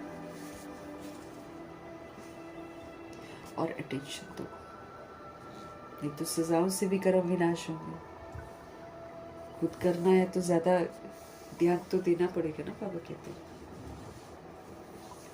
प्यार प्यार प्यार प्यार कर रहे हैं, ठीक है, वो तो बढ़ रहे हो बाबा, क्योंकि रिटर्न देते हैं। वैसे ही याद की सब्जेक्ट में अनेक जन्मों के विक्रम विनाश करने में और अटेंशन दो। क्यों? विक्रम विनाश होंगे तो साथ साथ चलेंगे, नहीं तो पीछे पीछे आएंगे। और बाप समझाते हैं कि प्यार का रिस्पॉन्ड ये है, जो प्यार वाली आत्मा कहे वो करना ही है ना। अगर हम बाबा को लव करते हैं तो फिर जो बाबा कहते हैं वो हमको करना है ना।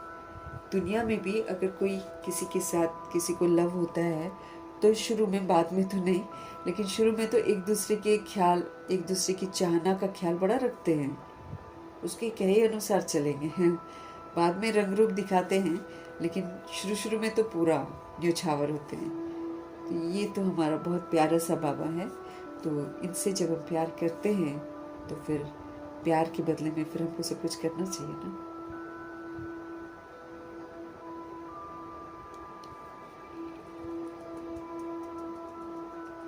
बाप चाहते हैं कि जब बच्चों का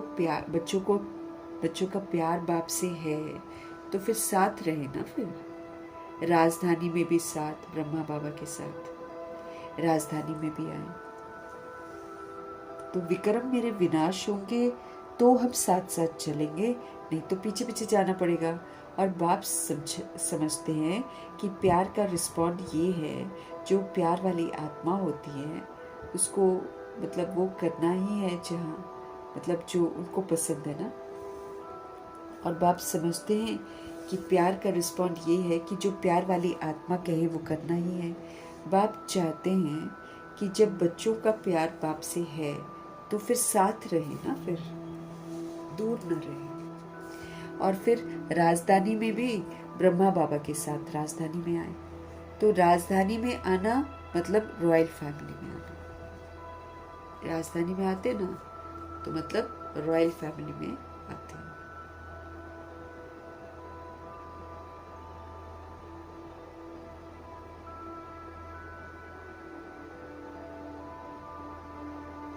बाबा कह रहे हैं रॉयल फैमिली में आओ, ब्रह्मा जी के साथ, नारायण जी के साथ। तख्त पर नहीं बैठे लेकिन रॉयल फैमिली के साथ ही तो बने ना। चलो तख्त के हकदार तो हमारे ब्रह्मा जी हैं, वो तो विश्व महाराजन हैं, उनके जैसा तो कोई बन नहीं सकता। तो तख्त पर वो विराजमान रहे हैं, लेकिन बाबा कहते तुम रॉयल फैमिली में तो आओ, उनकी उठना बैठना तो हो आपका नारायण जी के साथ। राजधानी में आना माना रॉयल फैमिली में आए। तख्त पर नहीं बैठे लेकिन रॉयल फैमिली के साथ ही तो बने ना। तो बाप दादा ने पहले भी कहा है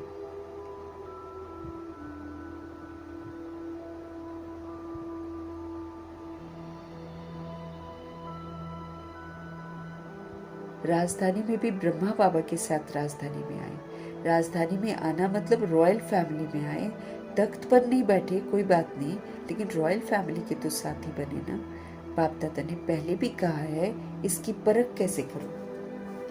जब से आप बाबा के पास आए हो, जितनी आयु आपकी है ज्ञान की, पिछला तो खत्म हो गया आयु, वो तो फिनिश, मर्जीवा बनना है ना यहाँ पर। तो बाबा कहते हैं कि जब से आप बाप के पास आए हो, परखना कैसे है ना, जब से आप बाप के पास आए हो, जितनी आयु आपकी ज्ञान की है, उतने समय में अगर आप बाप दादा के दिल तख्त नशीन रहे हैं, तो जो ज़्यादा समय दिल तख्त पर रहे हैं, मिट्टी में जिन्होंने पाँव नहीं रखा है, वो उस अनुसार रॉयल फैमिली में नज़दीक संबंध में रहेंगे। हाँ।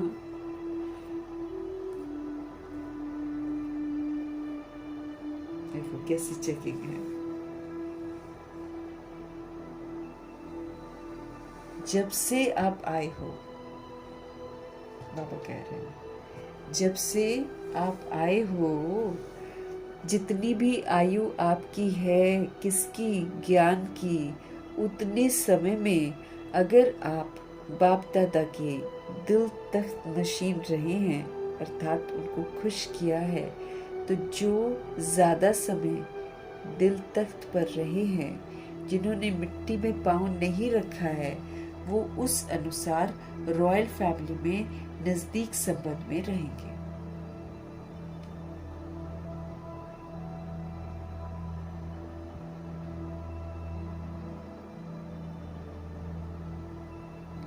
रॉयल फैमिली वाले रहेंगे तो प्यार है, तो प्यार वाले साथ निभाने में पीछे नहीं रहते हैं। अगर हमको बाबा से प्यार है तो फिर प्रीत की रीत भी तो निभानी चाहिए ना हमको।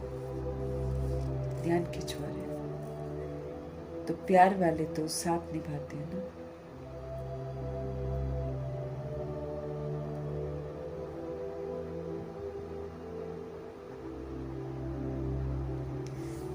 तो प्यार है तो प्यार वाले साथ निभाने में पीछे नहीं रहते हैं। जो दिल तख्त नशीन है, जिन्हें दिल तख्त का हक मिलता है, और कौन बनता है? जो अकाल तख्त पर विराजमान होकर पाठ बजाते हैं, जो सतोगुणी और सत्युगी पाठ बजाते हैं, उनको बाबा अपना दिल तख्त देता है।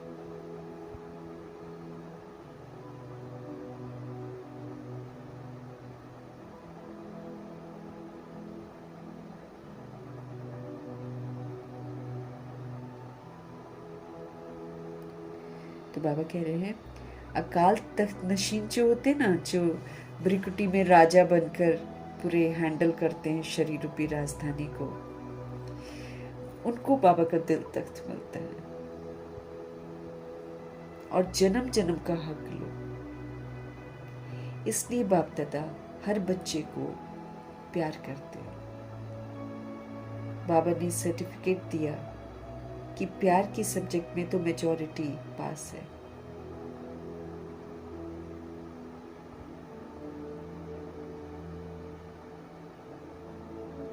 बाप दादा हर बच्चे को प्यार करते हैं। कहते जन्म जन्म का हक लो ना,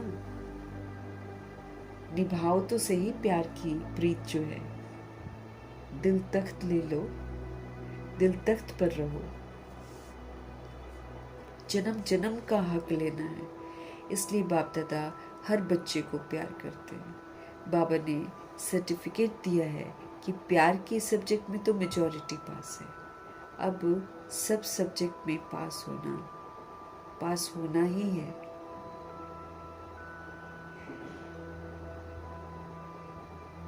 प्यार की सब्जेक्ट में मेजॉरिटी पास है। अब सब सब्जेक्ट में पास होना ही है, पास होना है और पास में रहना है। हमको एग्जाम में पास होना है और जो पास हो जाएगा वो बाबा के पास रहेगा। जैसे मम्मा बाबा पास हो गए तो बाबा के पास रहते हैं। अपना अपना कार्य करते हैं अपनी अपनी जगह पर, लेकिन रहते तो पास है ना। पहली बारी जो बच्चे आए हैं वो उठो। पहली बारी आए, आधा क्लास तो नया है, आए हैं, बाप दादा आने वालों का स्वागत कर रहे हैं। मुबारक हो,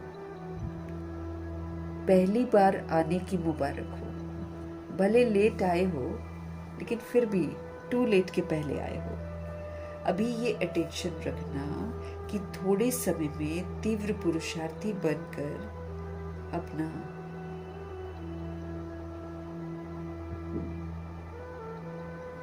बाबा कह रहे हैं भले लेट आप आए हो, लेकिन फिर भी टू लेट के पहले आए हो। अभी ये अटेंशन रखना कि थोड़े समय में तीव्र पुरुषार्थी बनकर हमको अपना भविष्य बढ़ाना है, और जितना हम बढ़ाना चाहें उतना हम आगे बढ़ सकते हैं ना। थोड़े समय में हम कर सकते हैं। बाबा कहते हैं टू लेट तो आए हो, लेकिन अब अटेंशन रखना है कि थोड़े समय में तीव्र पुरुषार्थी बनना है, और अपना भविष्य जितना भी हम बढ़ाना चाहें हम तीव्र पुरुषार्थ से आगे बढ़ सकते हैं, क्योंकि फिर भी अभी भी पुरुषार्थ करने की मार्जिन है। जितना आगे हम बढ़ना चाहें उतना आगे हम बढ़ सकते हैं। बाप दादा और ये दैवी परिवार आपको साथ साथ आगे बढ़ने का वाइब्रेशन देंगे। बाप दादा भी और दैवी परिवार भी, जैसे मम्मा पापा और दादियाँ। दैवी परिवार, बाप दादा और ये दैवी परिवार आपको साथ साथ आगे बढ़ने का वाइब्रेशन देंगे। इसलिए आगे बढ़ो, हिम्मत रखो। हिम्मत आपकी, मदद बाप दादा की और परिवार की। आगे बढ़ो, ठीक है ना? हाँ करो, आगे बढ़ो। अच्छा, मधुबन निवासियों से बात कर रहे हैं बाबा। मधुबन वाले तो लकी हैं। थोड़ा बहुत संगठन को पक्का करके साथी बनाओ, और कोई में साथी नहीं बनाना, इसमें एक दो को साथी बना के पहला नंबर मधुबन को लेना चाहिए। लेंगे? बीती सो बीती। बाबा कहते जो हुआ सो हुआ। सबने देखा, सबने सुना, और मधुबन वालों को तो बहुत गोल्डन चांस है। मधुबन में सब आ गए। तो मधुबन वाले अगर मिल के, ये नहीं पांडव भवन अलग है या कोई और स्थान अलग है, नहीं, मधुबन माना सब एक है। तो मधुबन वाले अगर मिल के, ये नहीं पांडव भवन अलग अलग है या कोई और स्थान अलग है, नहीं, मधुबन माना सब एक है। तो मधुबन वाले समझते हैं करेंगे। हाथ उठाओ जो करेंगे। सभी ने उठाया।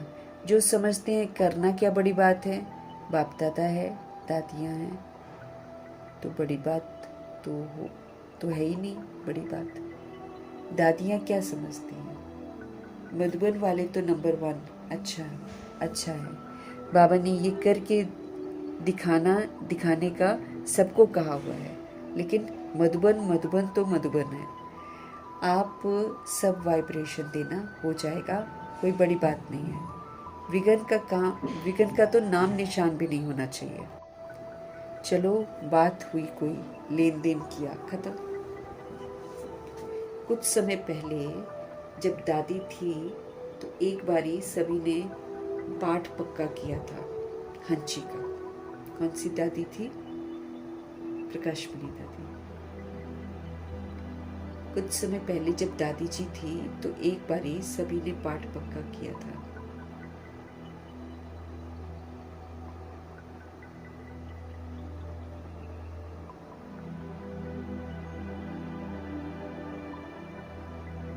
बाबा कह रहे हैं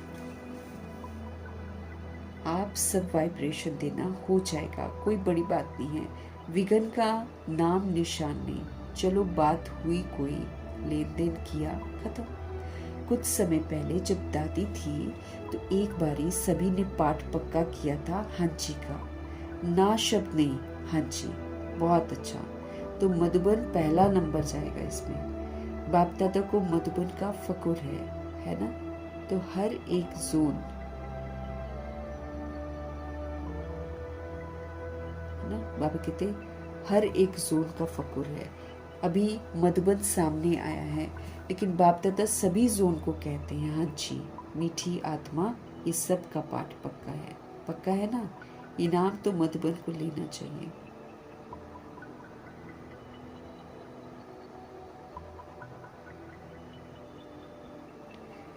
इनाम तो मधुबन को लेना चाहिए। 1 सेकंड में बीती को बीती कर सकते हो, जो हुआ सो हुआ, खत्म कर सकते हो। चलो पुरुषार्थी है, हो भी गया, सपोज करो कोई गलती हो गई, लेकिन बीती को बीती करके उड़ो। फिर उड़ने वाले पीछे को छोड़ देते हैं, तभी उड़ते हैं। हम पीछे की बातों को पकड़ के रखेंगे, हम कभी भी उड़ नहीं सकते। इसलिए जो हो गया सो हो गया। बाबा कहते हैं अब उड़ो।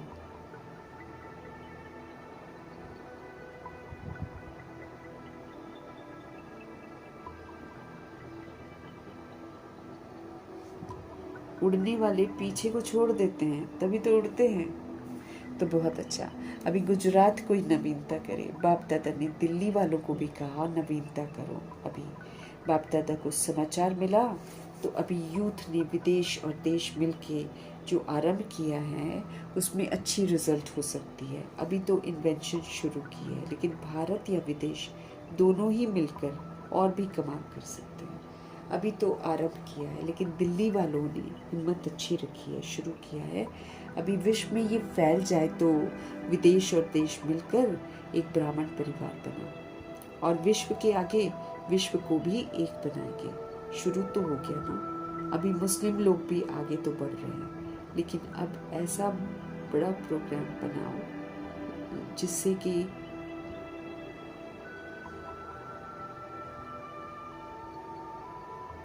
शुरू तो हो गया। बाबा कहते हैं अभी मुस्लिम लोग भी आगे तो बढ़ रहे हैं, लेकिन अब ऐसा बड़ा प्रोग्राम बनाओ जिसमें मुख्य देशों से आए और विश्व में ये प्रसिद्ध हो जाए, तो सब एक पिता के बच्चे आपस में ब्रदर सिस्टर हैं। ब्रदरहुड, सिस्टरहुड, ये आवाज़ फैलता रहे, भाईचारा है ना। एक ही स्टेज पर सब तरफ के, एक ही स्टेज पर सब तरफ के लोगों का विशेष अनुभव हो। प्लान तो बना रहे हैं सभी, अभी बेहद में जा ही रहे हैं। सबको मालूम हो तो ये एक गॉड फैमिली है, ये प्रसिद्ध है, ये प्रसिद्ध हो। बाकी तो सभी जो भी आते हो, सेवा भी कर रहे हो, स्वपुरुषार्थ भी आप लोग कर रहे हो, और गॉडली कार्य है, ये भी दुनिया के लिए प्रसिद्ध हो जाएगा। एक फैमिली है। अच्छा, सब एक ही फैमिली है। बाबा कहते अच्छा, चारों ओर के बच्चों को बाप दादा अभी मुबारक दे रहे हैं। हर दिन, हर घंटे आगे बढ़ने की मुबारक हो। समय आपका इंतज़ार कर रहा है। आप समय का इंतज़ार मत करना। आप समय को जितना समीप लाना चाहो,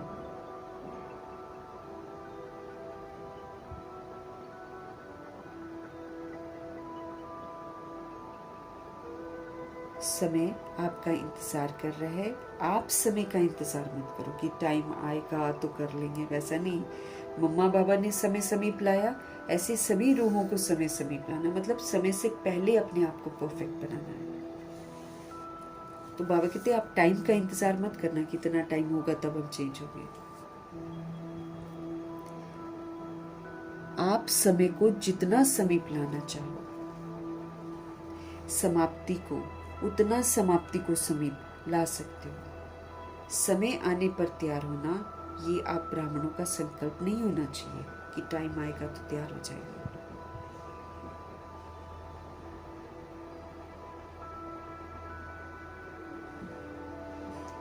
समय आने पर तैयार होना, बाबा कहते हैं ये आप ब्राह्मणों का संकल्प नहीं हो, आप समय को समीप लाओ। समय बाप को कहता है अभी ब्राह्मण आत्माएं मुझ समय को समीप लाएं। बाबा कहते हैं समय भी आकर कह रहा है, समय बाप को कहता है कि ये ब्राह्मण आत्माएं मुझ समय को समीप लाएं, मतलब जल्दी संपन्न संपूर्ण बने। प्रकृति भी बाप को कहती है अभी समाप्ति को समीप लाओ। तो बाप दादा क्या जवाब दे, क्या जवाब दे? समय आया कि आया ये कहें, आपकी तरफ से ये जवाब दे दें। क्या जवाब दे बोलो? अभी समाप्ति को समीप लाना, अर्थात स्वयं को संपन्न संपूर्ण बनाना।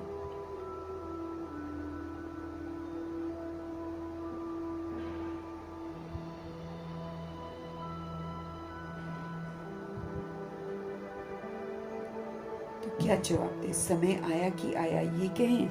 आपकी तरफ से ये जवाब दे दें? क्या जवाब दें? बोलो, क्या जवाब दें? अभी समाप्ति को समीप लाना मना स्वयं को संपन्न और संपूर्ण बनाना। जो संपन्न संपूर्ण बन गया, समय समीप आ गया।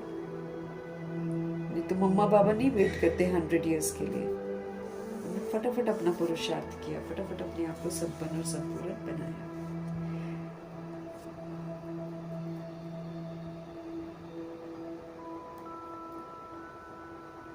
तो समाप्ति का समय समीप लाना मतलब स्वयं को संपन्न और संपूर्ण बनाना, क्योंकि बाप दादा अकेले तो जाएंगे नहीं, बच्चों सहित, है ना।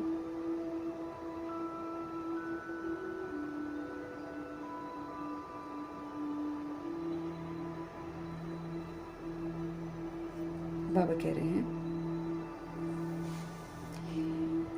स्वयं को संपन्न संपूर्ण बनाना माना समय को समीप लाना, क्योंकि बाप दादा अकेले नहीं जाएगा, बच्चों से ही जाएगा। तो डेट फिक्स करना, कब तक? काम तो दिया है, अब आपस में राय करना। बाप दादा जवाब क्या दे प्रकृति को? प्रकृति बहुत परेशान है, सच्ची, है ना? प्रकृति बहुत परेशान है। दुखी आत्माएं बहुत मन में चिल्ला रही हैं, चिल्ला ही रही हैं। जिन लोग के घर टूट जाते हैं, जिनके रिश्ते अचानक शरीर छोड़कर चले जाते हैं, सब रो ही तो रहे हैं, दुखी तो हैं। किसी के साथ अत्याचार हो रहा है, पता तो है इनोसेंट मारा जाता है और गिल्टी बाहर घूमता है।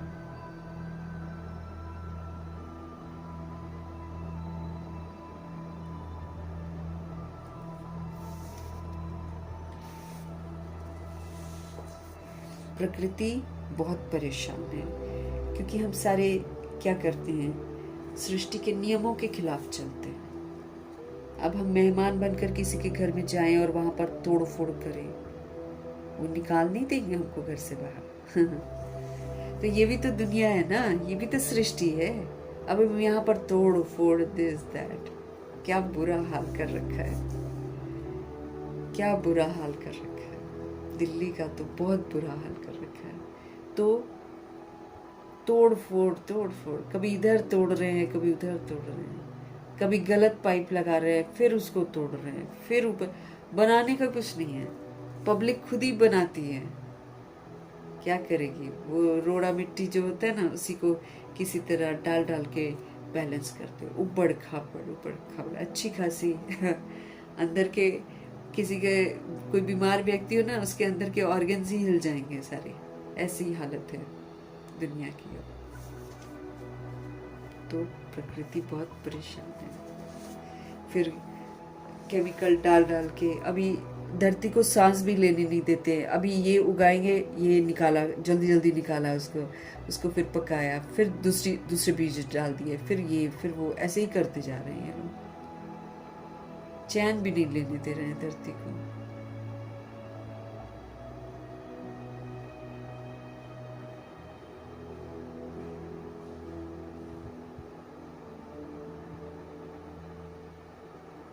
तो बाबा कह रहे हैं प्रकृति बहुत परेशान, दुखी आत्माएं बहुत मन से चिल्ला रही हैं, मनसा सेवा अब ज्यादा बढ़ाओ। बाबा कहते हैं उनको सुकून पहुंचाओ, प्रकृति की भी सेवा करो।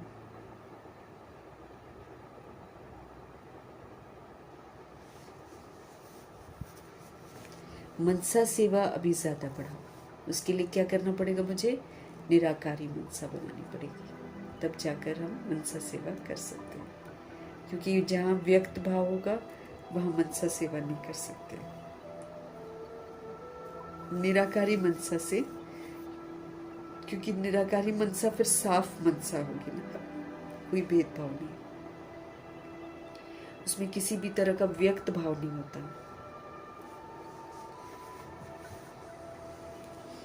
बाबा कह रहे हैं मनसा सेवा अभी ज्यादा बढ़ाओ। करते हैं मनसा सेवा, लेकिन लगातार बढ़ती रहे, वो और बढ़ाओ, क्योंकि प्रकृति और दुखी आत्माएं बाप के पास आती हैं, चिल्लाती हैं। प्रकृति भी चिल्ला रही है, बताओ।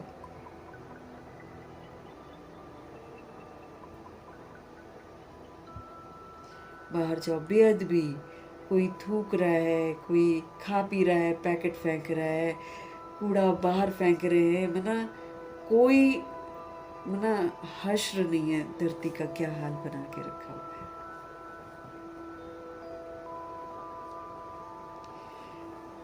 बढ़ते हुए नाले अपने आप में एक सबूत है।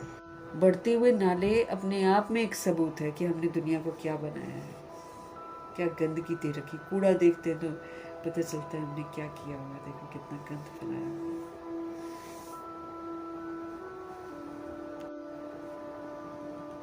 मेहमान हैं हम लोग यहाँ पर, और क्या कर रखा है हम लोगों ने क्या कर रखा है।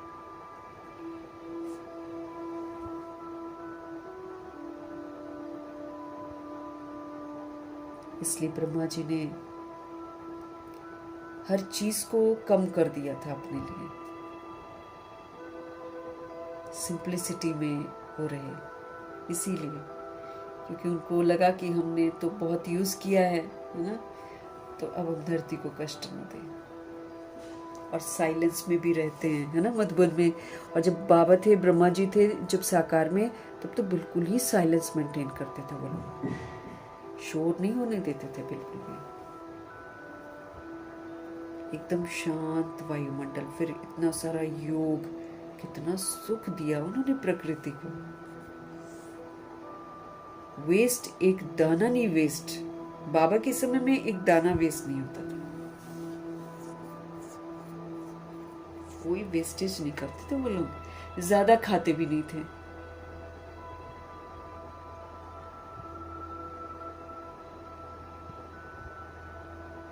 बाबा कहते हैं मनसा सेवा को और बढ़ाओ। लेकिन मनसा सेवा मीन्स सारी रूहें दिखाई दे मुझे, देन वी कैन डू मनसा सेवा। जब तक मेरे अंदर में व्यक्त भाव है तब तक ऐਵੇਂ ही लोग कहते रहते हैं हम मनसा सेवा कर रहे हैं, मनसा सेवा कर रहे हैं। बाबा कहते जब तक तुम्हारे मन में बेहद का वैराग नहीं आ जाएगा ना, आप मनसा सेवा नहीं कर सकते। हम दुआएं दे सकते हैं, मनसा सेवा तो बहुत एक पावरफुल वो है सेवा। It's a very big subject, उसको समझना बहुत ज़रूरी है। ये जो भगवान जी ने ब्रह्मा जी के थ्रू एंड में वो पाठ पक्का कराया ना, निराकारी, निरअहंकारी, निर्विकारी, बहुत गहरा है ये। मनसा निराकारी और वाचा निरअहंकारी और कर्मणा निर्विकारी, तब हम कर सकते हैं मनसा सेवा। हमारे अंदर विकार हो, हमारे अंदर व्यक्त भाव हो, बॉडी कॉन्शियसनेस हो, मेल फीमेल कॉन्सेप्ट हो, मेरा तेरा वाला कॉन्सेप्ट हो, तो हम मनसा सेवा कर सकते हैं क्या? होगी ही नहीं मनसा सेवा, वो तो बस जस्ट एक बैठ गए और कर रहे हैं अपने अपने स्टाइल से। मनसा मीन्स बिल्कुल क्लीन एंड क्लियर, एकदम बॉडी कॉन्शियसनेस खत्म, देन वी कैन डू मनसा सेवा। तब अब सभी रूहों के लिए करेंगे ना, भेदभाव नहीं होना चाहिए फिर हमारे अंदर।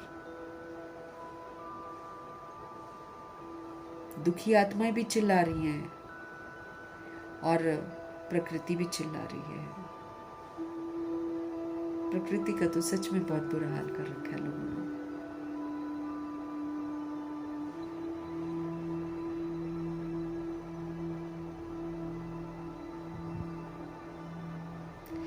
तो आप उन्हों को कुछ शांति या सुख की अनुभूति तो कराओ, प्रकृति को भी और चिल्लाते हुए लोगों को भी सुख और शांति की अनुभूति तो कराओ।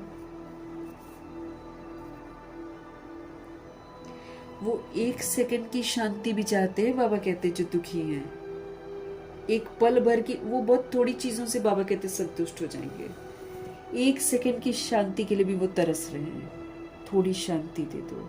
जैसे भूखा होता है ना, तो समझता है कि कुछ भी मिल जाए, थोड़ा भी मिल जाए, तो वो मनसा सेवा को बढ़ाओ।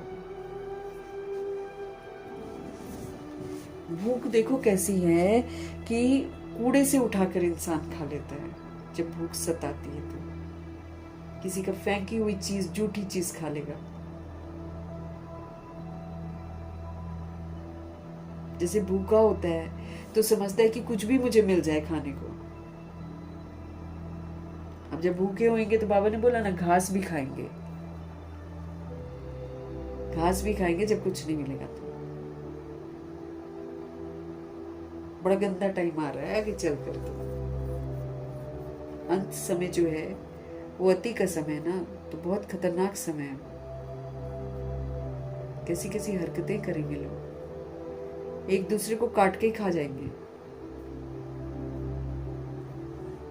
जिनको फ्लैश खाने की आदत होगी ना, वो एक दूसरे को काट के खा जाएंगे।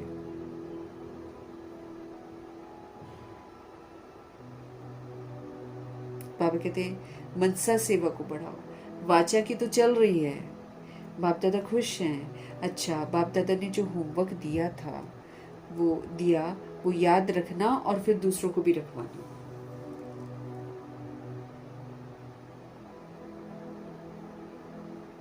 जो भी डेट फिक्स करने के लिए बाबा बार बार हमको बोलते हैं, डेट फिक्स करो, डेट फिक्स करो।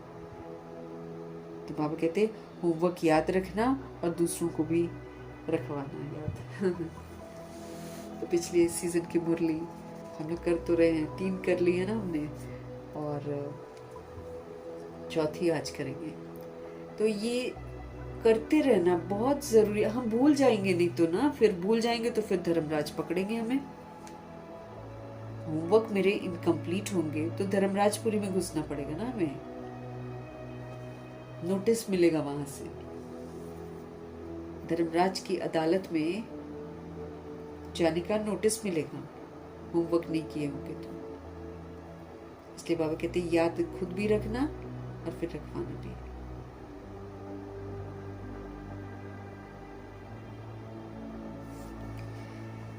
तो बाप दादा ने जो होमवर्क दिया वो याद रखना और रखवाना। अच्छा, बाप दादा के दिल तख्त नशीन बच्चों को विश्व कल्याण के कर्तव्य में सदा आगे बढ़ने वालों को बाप दादा दृष्टि देते हुए दिल का प्यार और मुबारक मुबारक हो दे रहे हैं। हर एक बच्चा दूर बैठे भी सम्मुख अनुभव कर रहे हैं और बाप दादा सभी बच्चों को दिल में समाते हुए सभी बच्चों से नमस्ते नमस्ते कर रहे हैं।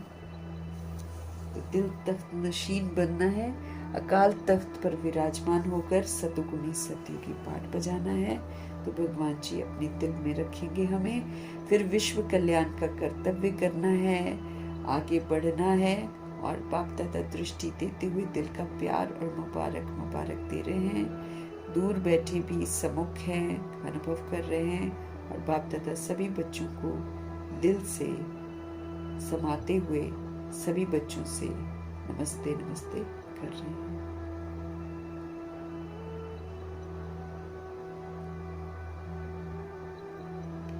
सतगुरु जी का आज का वरदान, स्नेह और शक्ति रूप के बैलेंस द्वारा सेवा करने वाले सफलता मूर्त भव। बाबा कहते खाली स्नेह ही मत करते रह जाना या फिर कभी खाली शक्ति रूप मत दिखाते रहना। हर चीज को बैलेंस करके चलना है, स्नेह भी हो और शक्ति रूप भी हो, दोनों। इसके बैलेंस के द्वारा सेवा करेंगे तो यकीनन सफलता मिलेगी। जैसे एक आंख में बाप का स्नेह और दूसरी आंख में बाप द्वारा मिला हुआ कर्तव्य सदा स्मृति में रहता है, ऐसे स्नेही मूर्त के साथ साथ अभी शक्ति रूप भी बनो। स्नेह के साथ साथ शब्दों में ऐसा जौहर हो जो किसी का भी हृदय जो है विदीर्ण कर दो, मतलब उसको टचिंग हो जाए, समझ आ जाए। जैसे माँ बच्चों को कैसे भी शब्दों में शिक्षा देती है तो माँ के स्नेह के कारण वो शब्द तेज व कड़वे महसूस नहीं होते हैं, क्योंकि अंदर स्नेह होता है उसको बच्चों के साथ। ऐसे ही ज्ञान की जो भी सत्य बातें हैं उन्हें स्पष्ट शब्दों में दो, लेकिन शब्दों में स्नेह समाया हुआ हो तो सफलता पूर्वक बन जाएगी। बाबा की शिक्षाएं तो बहुत पावरफुल हैं। बाबा कहते हैं वो पावरफुल शिक्षाएं दो, लेकिन ध्यान ये रखो कि उसमें शब्दों में स्नेह, परमात्म स्नेह समाया हुआ, तब आत्माएं सुनेंगी, नहीं तो सुनती नहीं है। तो बाबा कह रहे हैं स्नेह और शक्ति रूप के बैलेंस के द्वारा सेवा करने वाले सफलता मूर्त भव। जैसे एक आंख में बाप का स्नेह और दूसरी आंख में बाप द्वारा मिला हुआ कर्तव्य सेवा सदा हमारी स्मृति में रहता है। शक्ति रूपी बनो।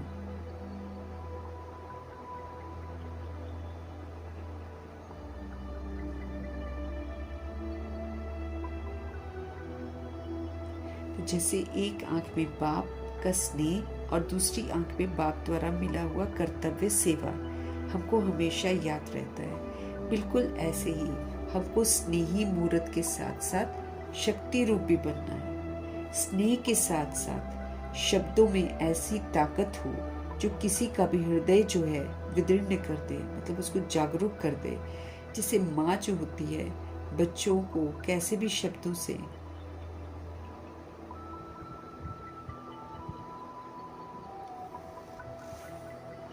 जैसे माँ बच्चों को कैसे भी शब्दों में शिक्षा देती है ना, तो माँ के स्नेह कारण वो शब्द तेज व कड़वे महसूस नहीं होते हैं। ऐसे ही ज्ञान की जो भी सत्य बातें हैं, शक्तिशाली बातें हैं, उन्हें स्पष्ट शब्दों में कहना है, लेकिन शब्दों में स्नेह जरूर समाया हुआ हो तो यकीनन सफलता मिलती है। अर्थात जिसको हम बता रहे हैं उसको समझ में आ जाएगा और वो प्रभु का बन जाएगा। उसको बोलते हैं ना सफल सेवा। स्लोगन, सर्वशक्तिमान बाप को साथी बना लो तो हम पश्चाताप से छूट जाएंगे। सर्वशक्तिमान बाप को अपना साथी बना लो तो साथी सदा साथ रहेगा, तो एक भी गलती नहीं होगी।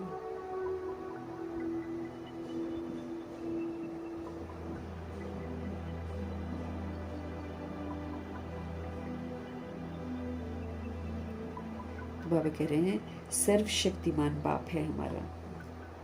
बाबा कहते मुझे साथी बना लो, तो एक भी गलती बाबा होने नहीं देंगे। अगर मैं अपने बाबा को अपना साथी बना लूंगी और उन्हीं की कंपनी में रहूंगी तो हमसे कोई गलती होने ही नहीं देंगे बाबा, एक भी गलती नहीं होने देंगे। गलती होगी नहीं, पश्चाताप होगा नहीं। युक्ति बता रहे हैं भगवान जी, पापों से बचने के लिए, गलतियों से बचने के लिए, पश्चाताप से बचने के लिए सर्वशक्तिमान शिव बाबा को अपना साथी बना लो। हमको अव्यक्त इशारे मिल रहे हैं ज्वाला स्वरूप स्थिति में रहकर शक्तिशाली याद का अनुभव करने के लिए। जैसे सूर्य की किरणें, बाबा कहते फैलती हैं ना चारों तरफ, जैसे सूर्य की किरणें फैलती हैं, वैसे ही मास्टर सर्वशक्तिमान की जो स्टेज है उस पर शक्तियों व विशेषताओं रूपी, जैसे सूर्य की किरणें फैलती हैं वैसे ही मास्टर सर्वशक्तिमान की स्टेज पर शक्तियों व विशेषताओं रूपी किरणें जो हैं चारों ओर फैलती अनुभव करें। सूरज की रोशनी तो फैलती है, बिल्कुल वैसे ही शक्तियों को धारण करके हमको क्या बनना है, मास्टर सर्वशक्तिमान।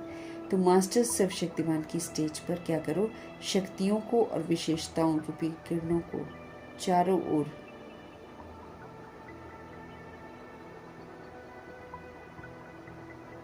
फैलती अनुभव करें।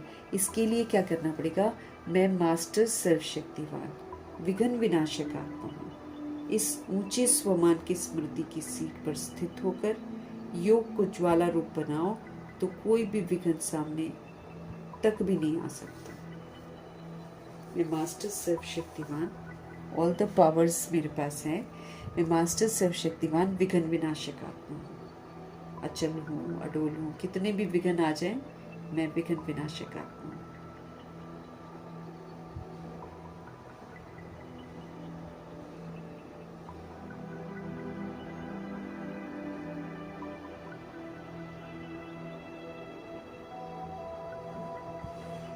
तो सर्वशक्तिवान विघ्न विनाशक आत्मा हूँ, इस ऊंचे स्वमान की स्मृति की सीट पर स्थित हो, योग को ज्वाला रूप बना दो।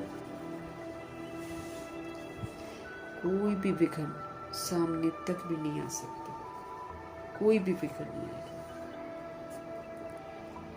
पावरफुल के सामने थोड़ी कोई विघ्न आता है, कमजोर के सामने विघ्न आता है।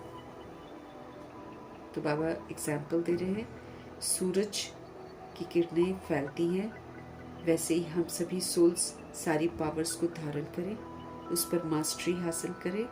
मास्टर सर्वशक्तिवान की स्टेज पावरफुल स्टेज है, जिसके पास 8 शक्तियाँ तुरंत काम करती हैं, ये वो स्टेज है। तो मास्टर सर्वशक्तिवान की स्टेज पर शक्तियों व विशेषताओं रूपी किरणों द्वारा शक्तियों व विशेषताओं रूपी किरणें चारों ओर फैलती अनुभव करें। इसके लिए क्या करना पड़ेगा? मैं मास्टर सर्वशक्तिवान विघ्न विनाशक आत्मा हूँ। मैं कौन हूँ?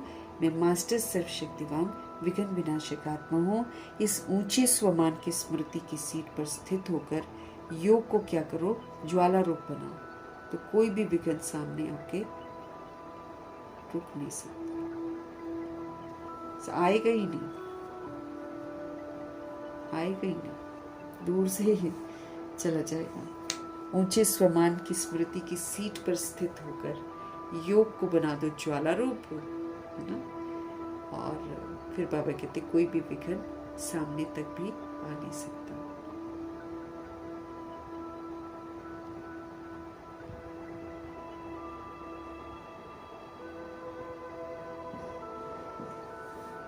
तो मीठे मीठे बाबा की मीठी मीठी शिक्षाएं, अव्यक्त बाप दादा हम आत्मा को परफेक्ट देखना चाहते हैं, इसलिए हमारी जहाँ जहाँ कमी कमजोरियाँ हैं हमको समझा रहे हैं। हमको उन कमी कमजोरियों को बुद्धि में रखना है और उनसे अपने आप को मुक्त करना है। विधियाँ युक्तियाँ बाबा बताते हैं, तो स्वचिंतन करके उन युक्तियों को अपनाकर हमको संपूर्ण परिवर्तन करना है। मेरे को तेरे में परिवर्तन करना है। बेफिक्र बादशाह बाबा बना रहे हैं कि तुम कोई भी फिक्र मत करो, तुम बस वो करो जो मैं तुम्हें कहता हूँ।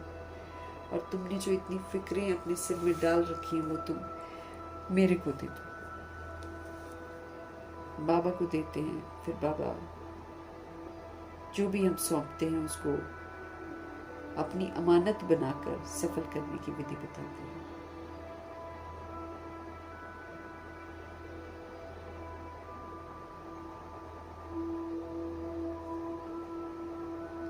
तो अव्यक्त बाप दादा की शिक्षाओं को बुद्धि में रखेंगे और अपना होमवर्क पूरा करेंगे। सेकंड में व्यर्थ को फुल स्टॉप लगाना है, बाबा ने कहा है, और खाली समर्थ संकल्प करने हैं, सकारात्मक संकल्प करने हैं, पावरफुल संकल्प करने हैं।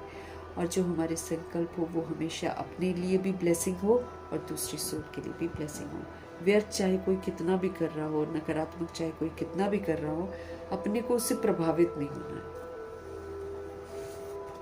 हमारी तरफ से उसको अच्छा वाइब्स जाना चाहिए, अच्छे संकल्पों का सहयोग सबको देना है। इसलिए हमको सेकंड में बिंदी लगाने का बहुत अभ्यास करना है। तरह तरह की बातें आएंगी जो हमको क्वेश्चन करने को मजबूर कर देंगे, क्यों क्या कैसे में उलझा देंगे।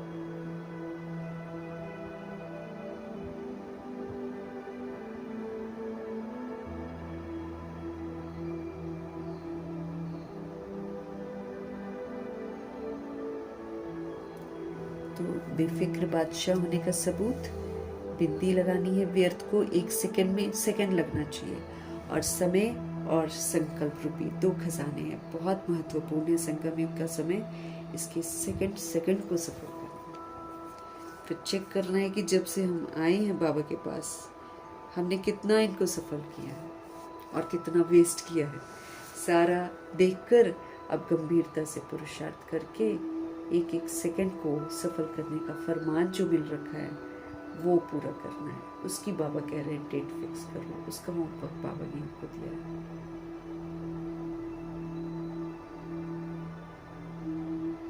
तो उनका धन्यवाद करेंगे दिल से, और ब्रह्मा माँ का धन्यवाद, शिव बाबा का धन्यवाद, ब्रह्मा माँ का धन्यवाद, जगदम्बा माँ का धन्यवाद, गुलजार दादी जी का धन्यवाद। गुलजार दादी के मुख से बाबा ने अव्यक्त वाणी चलाई है। ऐसी प्यारी सी रूह के लिए भी धन्यवाद करेंगे। और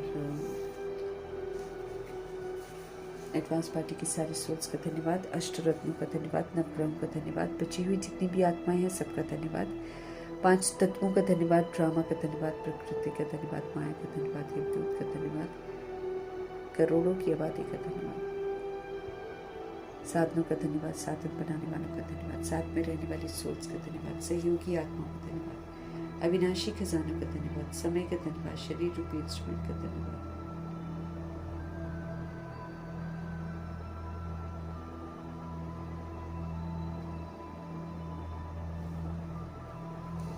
आप सभी सोल्स का भी धन्यवाद, पूरे यूनिवर्स का धन्यवाद और शरीर रूपी इंस्ट्रूमेंट का धन्यवाद, सृष्टि की मेहमान नवाजी का तहे दिल से हम धन्यवाद करेंगे। और सिर्फ